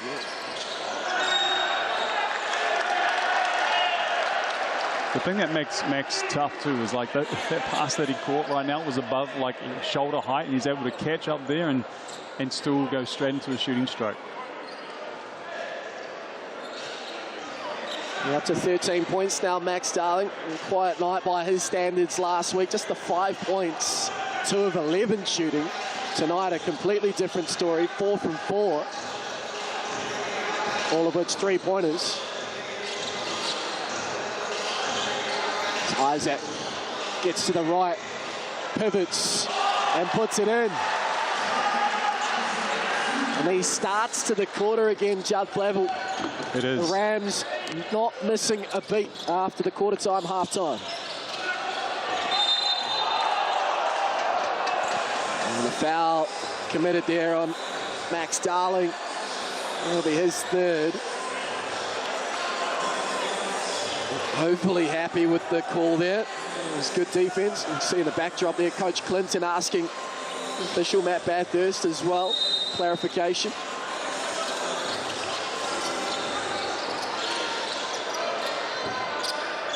We go back to Alec. And he loses his footing. Wayward pass. Here come the Rams. And Taylor Britt. I could see Asbury chasing down Britt right there as all the way he was tracking him down the leading into the line. I was I don't know, watching with my hat on Coach Jonathan Yim that he wouldn't go after the foul. As you see the chase down here, and he goes for the big swipe. Just lucky not to be called there. Just playing with fire there. 10-2 run to open things up early in the 3rd, and Coach Yim using up a timeout. That was the coach coming out of me right there. Like just,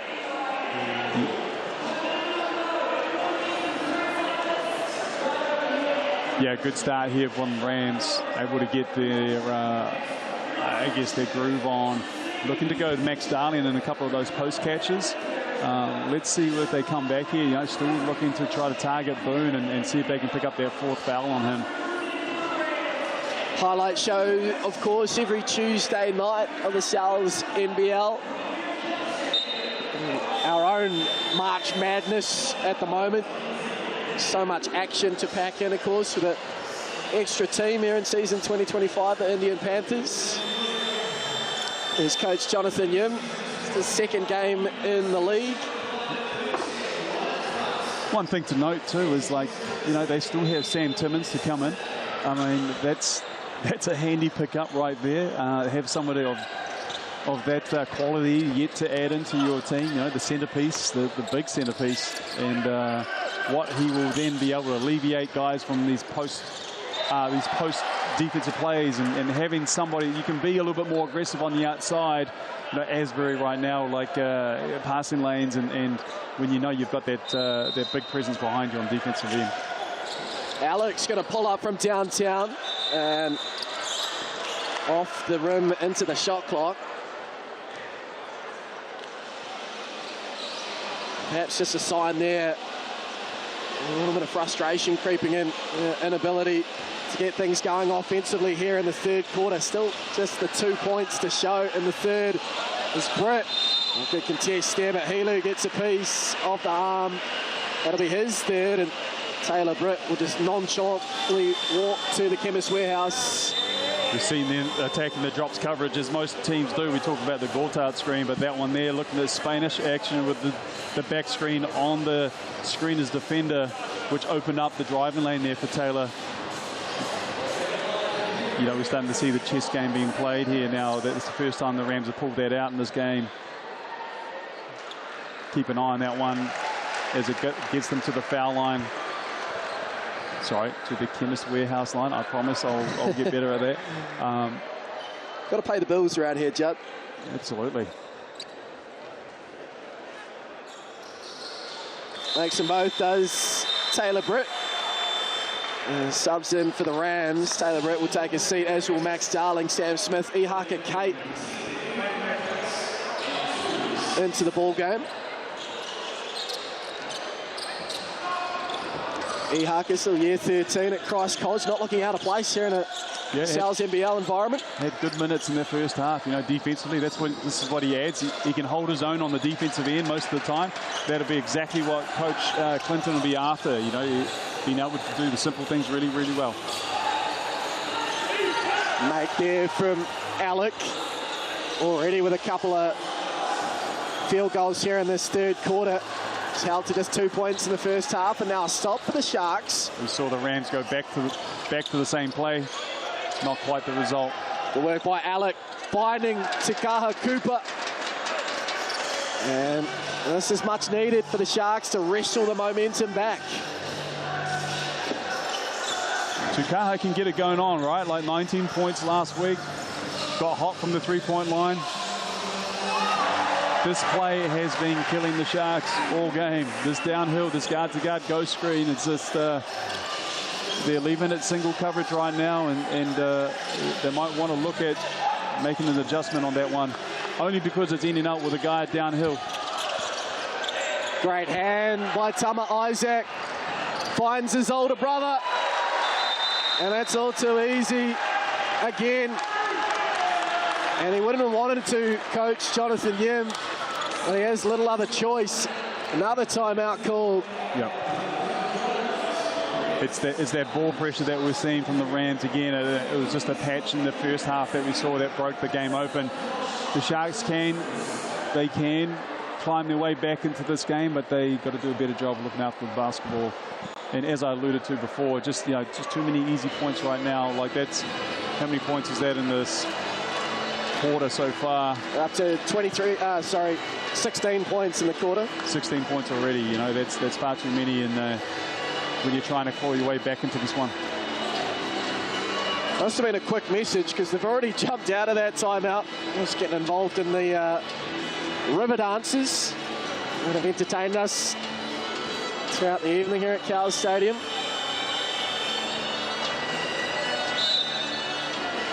Josiah Alec actually checking out of the ball game. Will Ledger in. Learning on the job. There is Jonathan Yim. Great pedigree, CV. Plenty of time spent in various NBA environments. The G League affiliate to the Charlotte Hornets, most recently. Portland Trailblazers as well. And Asbury back in the point guard position here. And gets his pocket swiped and then commits the foul. Oh, insult to injury for the Sharks. the youngster, Tama Isaac. Massive possession. Ooh-wee. Massive possession right here. He's going to have to sit Asbury now as he picks up his 4th foul. Or does he? Yep, he takes him down. And you know what? He may have to rest him for the rest of this quarter. Or he has to keep an eye on this ball game, because this thing here could get blown out if, potentially right now with the defensive pressure that the Rams are providing. This is a real thing that's going to be going on in Coach Jonathan Yim's head right now. How long does he keep him out? Oh, there's also an 8-second count right here.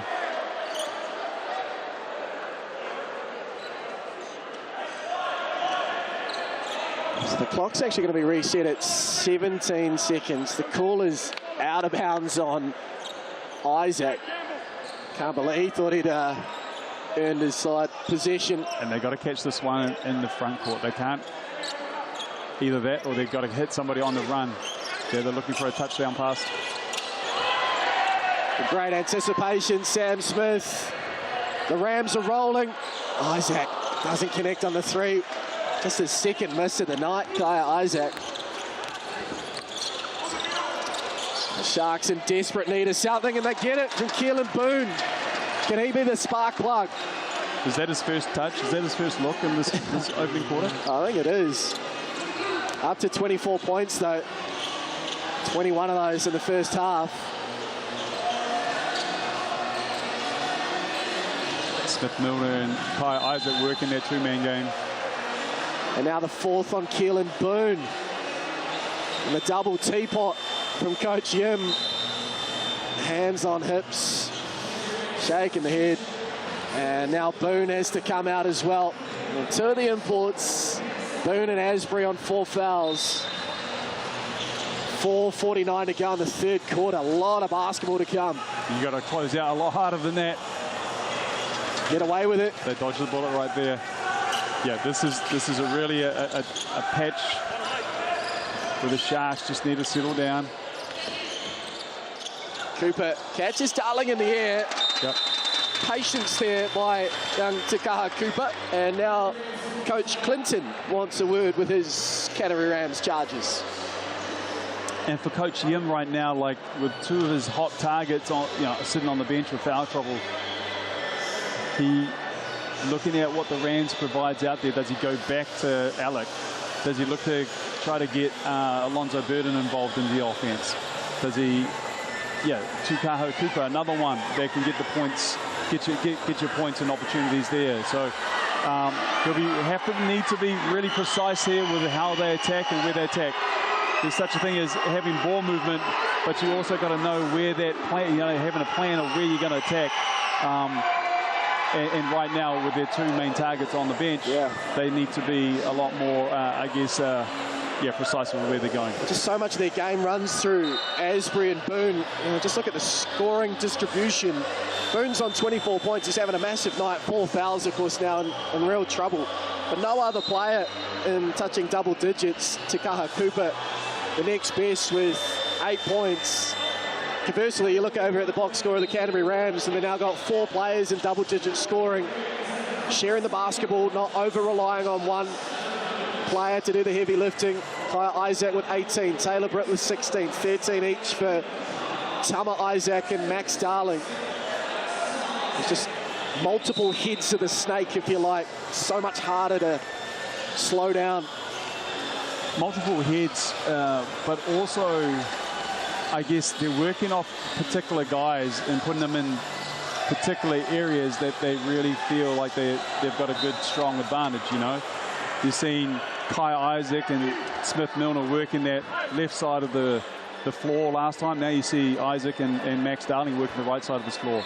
So really trying to isolate that 2-on-2 game and see what they can get out of it. Here is Kai Isaac now. Fade away from deep, and he's got a 20-piece. Kai Isaac equals his career high.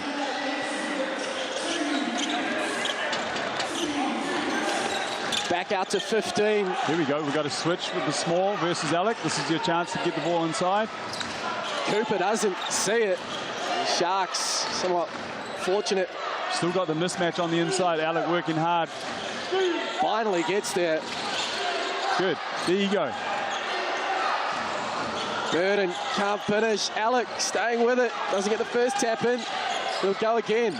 Good. Force the double team. You got a wide open kick out 3.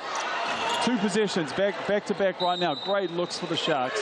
All the hard work from Alec. Now, this is what I'm talking about. Like, he doesn't necessarily need to take that shot, but look, the leveraging that he was working with that advantage down there against the small was able to create and open up wide open looks for the Sharks. You've got to be happy with that offense, those looks that you're getting.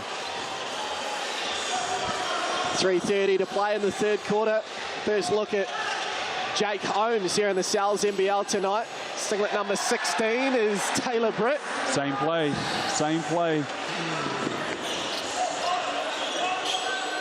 Rams having a feast on that downhill action.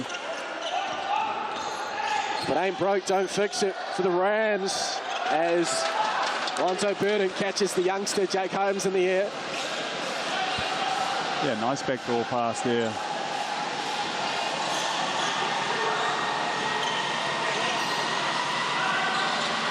Taylor Britt once more.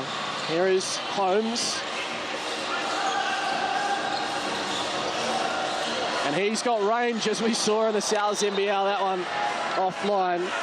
Forgot that he was standing out on the 4-point line, I think, that time.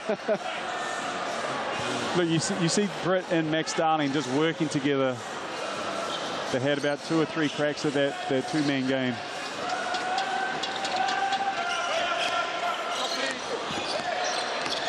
Kyle Isaac, just an aggressive up and in defender right now. Alec, not for the first time, loses the handle. And they're going to call a foul on Max Darling. He's at a loss as to why. Sometimes I feel like, you know, just incidental, like somebody falls over. And let's have a good look at this one right here. Yeah, maybe a little bit of contact, maybe, but more or less I felt like he was falling down anyway. But sometimes someone falling down puts a lot of pressure on the refs to have to make a call. So that's Darling's fourth, so he'll take a seat. Tohi Smith-Milner back in. No Walter Brown, of course, from the end of the first quarter, picking up another ankle injury. Where do the Sharks go? Rams doing a good job in their baseline out-of-bounds defense. Cooper from downtown. Alec. The motor, and he's back into the play straight away. Energizer Bunny. Blocking off that opportunity there for Britt, but then Sam Smith gets in on the act. And a big smile there for Sam Smith. He liked that one. He's got his fan club here behind him. Burden now on the corner. Doesn't go. Smith-Milner. Oh, this could be interesting. Get up, young man. Oh, Jake Holmes. Just delicately off the glass for 2. Make it count, young fella. Good decision. Good decision. Oh, come on. Take your coach's hat off. We're in the entertainment business, Chuck Flavel. And all of a sudden, that lead, though, ballooning out to 20. As Helu pulls up from 3-point line. Burden does well to bring it in. And that outlet pass, well read. Credit to Will Ledger. It was on. He got back. And now Burden will get another crack from that left corner. And can't connect. And once again, not for the 3rd or 4th time tonight, Josiah Alec throwing his body around. And a good night for the Rams outside of that man there, centering his screen, Walter Brown. Let's hope he's okay. And they really need Burden to get hot from behind the 3-point line. You know, points are hard to come by right now in this quarter. He's had a couple of good looks at it, looks that you would expect him to knock him down. Yeah, just the 14 points in the third quarter here for the Sharks as Smith penetrates, kicks it back to Tama Isaac, and he connects from downtown. We see the Sharks come out with that zone that I was talking about. Rams make them pay. It's Dane Burdenshaw now, as we saw in the Sky Broadband rapidly, can shoot the ball from deep as well. Isaac. Corner three doesn't go. It's got a little bit loose here all of a sudden late in the third. A lot of young local players out on the floor. None of the three imports on the court at present for the Sharks as Burdenshaw goes again. Smith-Milner with the rebound. Shot clock's off. And Cooper commits the foul. And Tama Isaac will head to the Chemist Warehouse stripe. Backing up from 23 points last week against the Giants. He's up to 16 here tonight.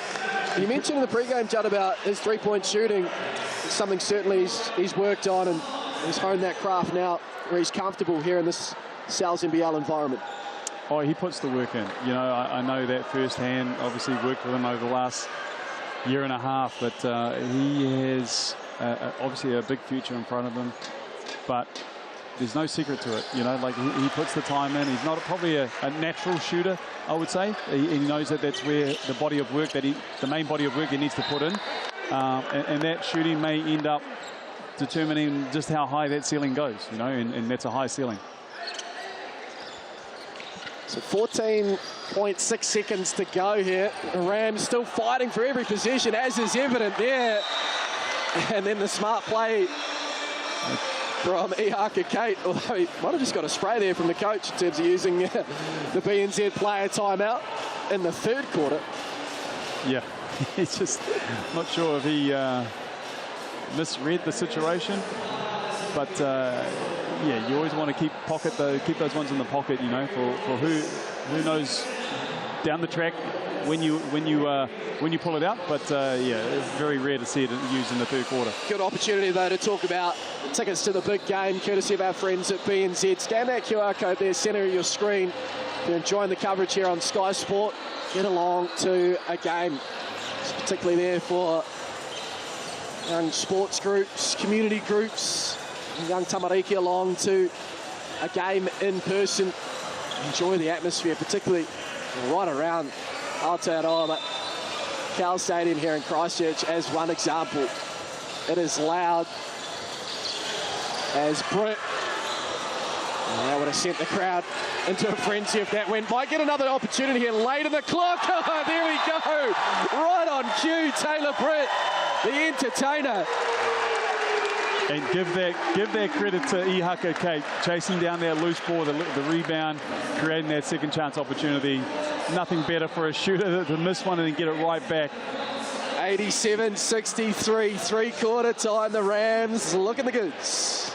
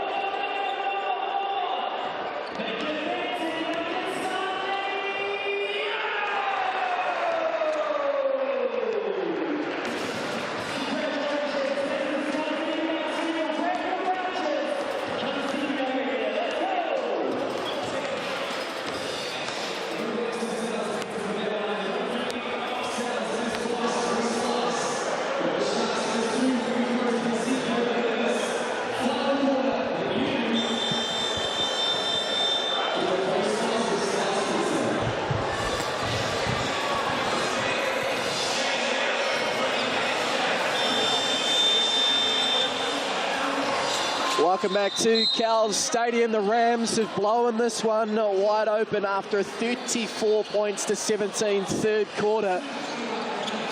87-63. The Sharks coach Jonathan Yim there. As the imports back in, Asbury. not the start, to say the least, that the Sharks are after there in the fourth quarter. Guilty of giving the ball away far too easily as Tama Isaac now pulls up from downtown. Asbury saying he didn't get a touch on it. It's an air ball, and we start all over again with the Sharks baseline inbound. Judd Flavel studying the box score and the three-quarter time break. What stood out to you in terms of how the Rams were able to open this one out to a 24-point advantage? Yeah, just a dominant display quarter there. 34-17 in favour of the Rams for that third quarter. The fouls that we talked about with Asbury and Boone really are contributing factors to that. The Rams getting away. But the shooting, Max Darling getting hot from the three-point line and really being able to open up this game. Burdenshaw. Well, if you weren't watching Sky Broadband Rapidly, I hate to put you in it, Judd Flavel. You admitted didn't know a heck of a lot about Dane Burdenshaw. Spent some time in the Taranaki Airs last year, but Tolly Smith-Milner drains another three from the top of the key. But he's coming here. He had 10 points in the Sky Broadband Rapidly game in the first quarter, which is just 4 minutes long. And then he's answered the cue card here from Coach Yim. A couple of threes from that same spot in the left corner, and now getting the finish with the layup. Great work, young man. It's given them exactly what they needed right now, just to kind of give them some sniff of momentum, you know, keep that momentum going, because it is all one-way traffic with the Rams offensively. But if they can string together some stops right here, but Burdenshaw, yeah, stand up, young fella, like you're doing a hell of a job. Get involved in our MVP mix and pick poll as well. Plenty of love out there for Max Darling. He's got 13 points tonight. Kaya Isaac as well with 20 on 9 of 11 shooting from the field.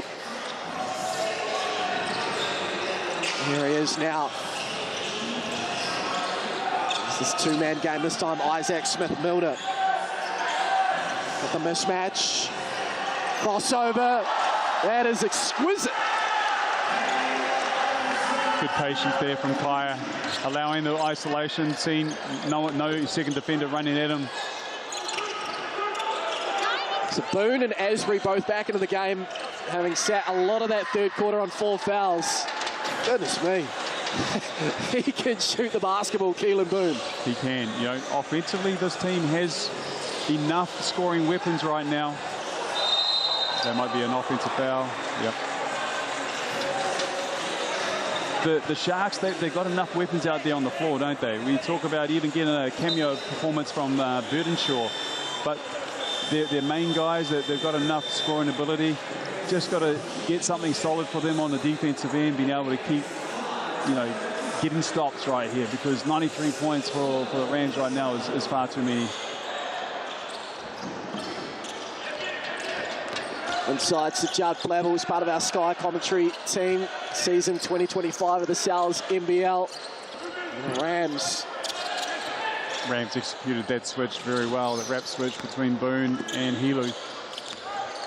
Asbury with it now from the elbow, pulls up.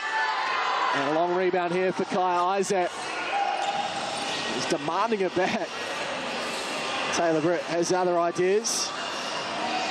And he'll challenge Keelan Boone up high and gets it with a second chance. No one crashing the boards. Taylor Britt, easy second chance points.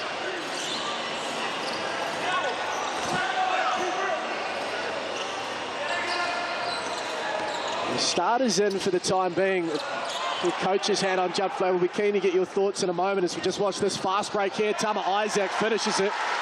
It's out to 27. Who pulls the trigger first? I know every basket counts in this league, but it's a long way back for the visitors from the Deep South.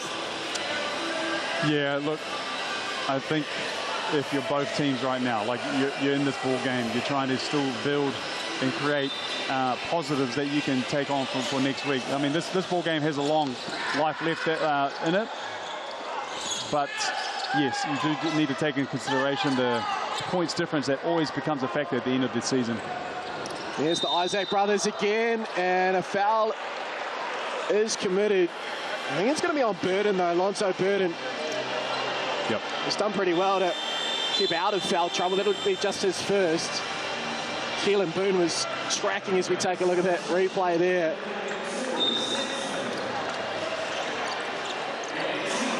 And rotating is Coach Clinton. Smith, Milner and Isaac up. Ihaka Kate back in, as is Sam Smith. And Kate has done a solid performance tonight. You know, he's come in and done the job that Coach Clinton would be after. You know, provided the extra energy, the effort players that he comes up with. We talked about the loose ball and chase down, and which allowed Taylor to get the three at the end of the quarter. You know, these are little moments, and just being solid on the defensive end. This is what he's been able to do. Really build trust with the coaching staff, and he's earning extra minutes as we've seen right here. It's closing in on 15 minutes now as Ihaka Kate, final year at Christchurch College. The Rams defense just has, the last 4 or 5 possessions has been so good. And the Sharks struggling to hustle back, and a real disconnect defensively. Isaac perhaps guilty of not pushing that final pass to Darling in the corner. They're having a wee chuckle about it now. There's just the little 1%ers that I'm sure they want to tidy up. Yeah, that's right. They're just struggling to get through their actions right now. The Rams being very physical off these staggered screens that they had a few possessions ago, just bumping them offline. You know, I said that they executed a switch very well, so they're not given any daylight except for that. You know, it's a great catch, great lob pass, but that's been very rare and hard to come by. Here's Brett looking to get the Rams past 100. It'll have to wait. There's Isaac again. Gets another steal. Max. The coach coming out there, and Judd Flavel calling Darling to get the ball. There's Brett now. Gets to work. And not the traditional layout that we've become accustomed to, Taylor Britt, but manufactures it to get the Rams over 100 points.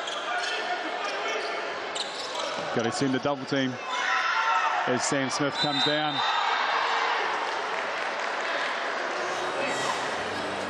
Alec will head to the Chemist Warehouse stripe to shoot 2. Take another look at Brett here. Frustrated with the no call. And just quietly accumulating the points as Taylor Britt, the Rams captain. 23 points last week against the Giants. 23 points here again tonight. Such an influential part of this organisation in the last few years. Of course, only part of the Rams roster that's won the last 2 seasons in terms of championships, but most improved player, John McDonald Cup for best local guard in the league in season 2024 as Alec makes them both. Yeah, Taylor Britt's become just, you know, twice the player that he was a few years ago even, you know. I think really just a lot of confidence. Winning championships does help with their confidence, but his skill set, he's got all the skills there that he needs. Isaac misses the corner 3. Back out though via Darling to Britt. Sam Smith acrobatically hauls it in, and now Britt. Not enough arc there on that 3-point attempt. Not a good possession there. If there is one thing, I think Taylor, like this is the one thing I have with Taylor, is he's got to remain aggressive. He's got to remain assertive. He can. The deferring to other players and allowing them to have their touches is great and all, but when you're the guy, you're the guy. You're the guy that's making everything happen for these people. 19th turnover that for the Sharks. Oh, they get it back though. A little bit careless there from Smith as boom, threatened to go up. Britt got a piece of it. How about that? Good hands from Britt. And Kai Isaac now with the finish at the other end. He's up to 25 points. And it's party time here at Cowles. It's a party trick there from Lonzo Burden, who'll have a potential 3-point play. Kai Isaac just asking for a sub. I mean, these guys have put in some good work in this last few minutes here. Good timeout, good timeout. And you know what, you're like, this is a chance for, you know, put my coaching hat on again, but you're always trying to be building on your habits, you know. So score line right now is very favorable for the Rams, but it's all about how you want to, just continue to build your identity, what you're doing. and that starts with continuing to be relentless out there on the floor, and that has been a key trademark for us over the years, or in particular last year. So I know that they'll come out of this timeout and really try to tighten it up again and see if they can go up another level, you know. And I mean, it's such a human nature thing to do when you know you're sort of going to walk out of this one with a win, but the bigger game is, man, really setting the tone for what you want this year to look like. It's funny because Maya Williamson used to sit in this very seat, some of these big games which would blow out 3 minutes to go. We'd have these conversations. When is Judd perhaps going to, you know, some of these youngsters turn to down the bench and ask, but consistently, as you say, and that's what separates, I suppose, those great teams, those championship winning teams between the contenders, is not relenting every minute. The 40 counts to build for the greater goal and the greater good. I think we're definitely all about getting young guys out there, but it's certainly you can trickle them in, you know, like we've seen Ihaka Kate right now being used with the starting group, with the I guess what you say, the main guys, and you've seen his level of play grow as a result of that. So that's setting him up to be successful as well, you know, being able to play with these guys and elevate his game. Coach Yim at the other end, perhaps seeing it the other way and giving some of his key guys who got through a mountain of work, the likes of Keelan Boone, Asbury, and Alec, the import trio. Lonzo Burden now checking out too. As Sam Smith gets in on the act in the corner three. What a game by Sam Smith once again. You know that he's going to do all the business on the effort areas, but knocking down these threes consistently is just a huge plus for the team. So the O is going to go for the Sharks, having beaten the Nuggets last week, which means the Franklin Bulls, the one and only team, is undefeated so far. I guess more broadly speaking, Judd Flavel, what are you made of 2 rounds in the competition in terms of the pacemakers and those teams just getting up to speed with bodies still to come in? Yeah, still early days, isn't it? This with so many key players that are still yet to arrive. The Tuatara is still missing, obviously Rob Lowe, Dave O'Hickey as well, two guys that are going to be MVP caliber players in this league. So their whole identity will change or, you know, grow as they get those two back in. The Rams itself, still with 3 imports yet to come in as well. Walter Brown, they took action today, but they've got a large number of guys to come in, and I think this is, you probably give it another couple of weeks. You know, I've always felt like the first month of the New Zealand NBL is more or less like an extended preseason feeling out. But I think what we've seen so far too is like the Bulls have been, you know, a team that have come out and been the same identity, the same team that we seen last year with their defense and just their what do you call it, just their physicality, much like the Rams, and certain like getting up and in, and I think they've still got pieces to come in too, you know. So look, I think it's still got a long way to go, and some exciting pieces yet to come in. So this basketball is only going to get better. Well, just as we started the night here at Cowles Stadium with some of our exciting prospects and Sky Broadband Rapid League, we're now going to see them as a 5, if you like, out here late in this game. I'm just taking a glance down to my right. Coach Yim deep in discussion with his starters. Just a final word, setting the tone. Haven't been good enough tonight, but as you say, Judd, so early on in the season, and they'll only get better from here. Yeah, look, the scoreboard's not ideal for them tonight, but look, there's so much, like as you say, there's so much more to play in this season, and so he'll be just trying to keep them together, keep the squad together, and saying, hey, yeah, tonight we weren't good enough. It was the Rams' night, but they'll be plucking out of this, you know, certain positives that they can build on towards next week. Kaha Cooper late in this one. So on the floor for the Southland Sharks, there's Collier, ex-Rangiora High, Aidan Collier. He'll enjoy that one. Quake Webster on the floor as well.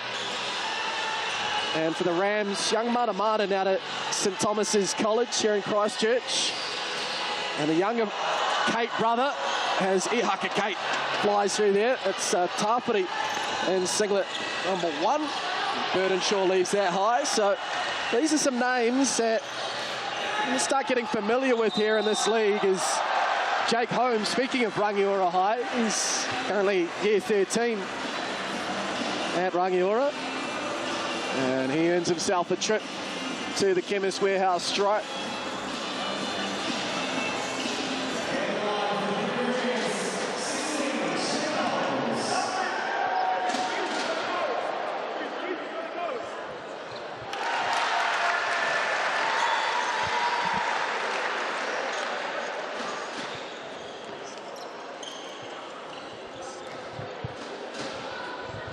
Speaking of the Franklin Bulls, they'll be one of the next teams in action tomorrow. Our coverage begins at midday. Rapid League hosting the Hawke's Bay Hawks, and then promises to be a cracking contest. The Tuatara and the Airs, Rapid League at 2.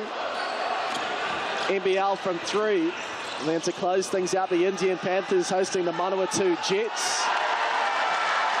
Would be remiss of you, me, not to ask though before you head away, Judd, for some interviews. ANBL decider tomorrow, game 5. Man, you know very well, Dean Vickerman and Melbourne United and the Illawarra Hawks. Looking forward to that one. Absolutely, every single game of the whole playoffs has been down to the wire. Yeah. You know, everything that you'd want and hope. So I think, look, we're going to see another tight battle. I really can't pick it. It's something that I think naturally you'd say, oh, the home court, you know, gets you home. But in the last 4 games, it's gone against the home team. So it really, I think a big factor is Shea Ili. Does he come back and play in this last game 5? And if so, that may be a key piece. We saw Trey Cowles go down, Sam Froling go down. So, you know, these are some key players in this mix. So whose health is in good shape is going to be a large determining factor. What a time it is if you're a basketball fan. And one final time out here with the shot clock off. 10.6 seconds on the game clock. It's like Max Darling is going to walk away with the mix and pick game MVP. Yeah, so much basketball to sink your teeth into, of course. The early rounds of March Madness over the United States. It's a good time to be a fan of hoops. Both here in New Zealand and around the world. And let's hope that man, center of your screen, it was great to just see him back in a Rams uniform, albeit just for 1 quarter. Let's hope it's not too long on the sideline. Rolled his ankle late in that first quarter. Walter Brown. So one final possession here for the Sharks. And we're going to cop their first loss in season 2025. There's certainly signs there, particularly after the year that they had last year, just 4 wins. Yeah, there is a good team that could contest those top 6 playoff positions. As Judd mentioned earlier in the call, they will get Sam Timmins eventually, mid-season perhaps. There's Mason now. And Collier fighting for possession, commits the foul. This one's certainly dragging out a touch here. And shooting 2 will be Corbin Mason from the Chemist Warehouse stripe.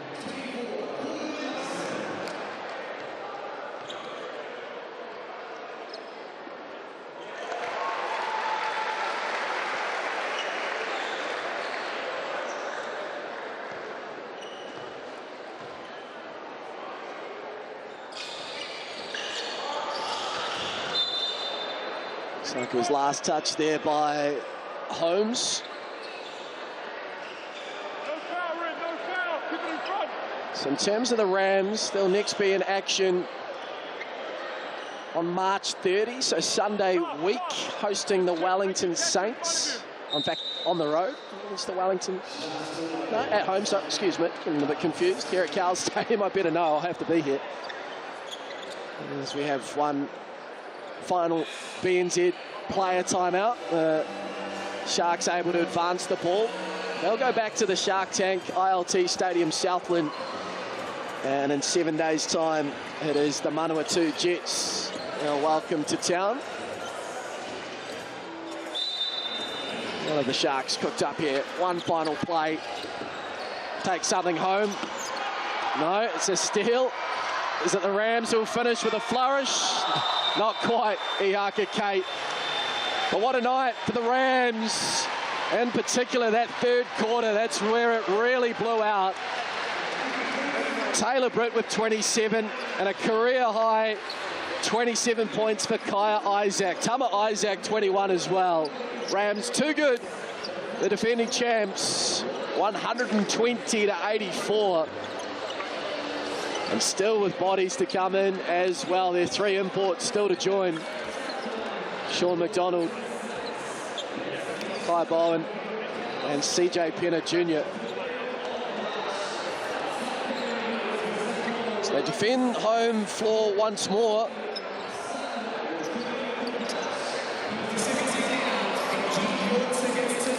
120 to 84, the full-time score. Taylor Britt, as mentioned, with 27. He's standing by with Judd. And I'm here with the captain of the Canterbury Rams. Good night for you guys, 120 points. For you, 27 points up there. What was working for you tonight? We just tried to play with a lot of pace. The way we train, we think that not a lot of teams can keep up with us. And like the personnel we have, us local boys, that's how we like to play. And yeah, like shout out to the Isaac brothers. What they've been doing the past 3 games has been amazing as well. And with Walter Brown out tonight, and obviously you got still 3 more pieces to come in. But this is a great start for you guys. What are you guys looking to build on for for next weekend, but for the next few games to come? Yeah, sucks about Walt again, but next man at mentality is what we like to talk about. We're just trying to build every game, get a little bit better, and welcome our imports in as they come. Well, great job tonight, and congratulations. Thank you, John. It is quite entertaining, I must admit, to have Judd Flavel interview his former players, including Taylor Britt. As we take a look at the Chemist Warehouse stats.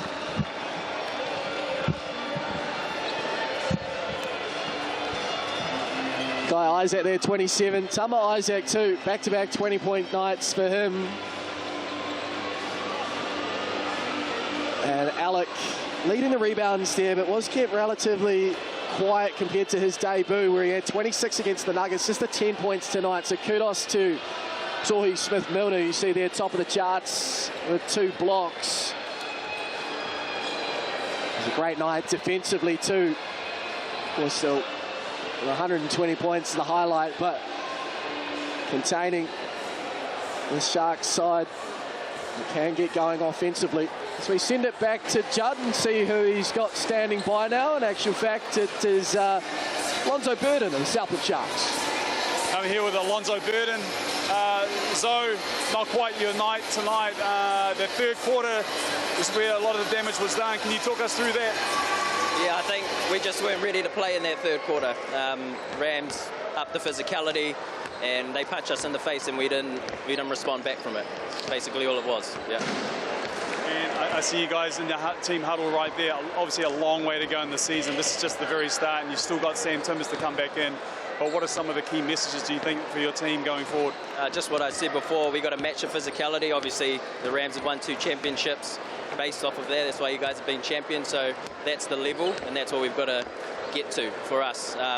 But also just having a bit of pride defensively as well, not straight line drives to the basket and stuff like that. But like you said, it's early days, and we'll adjust. We got a game on Wednesday, so we can't dwell on this. Yep.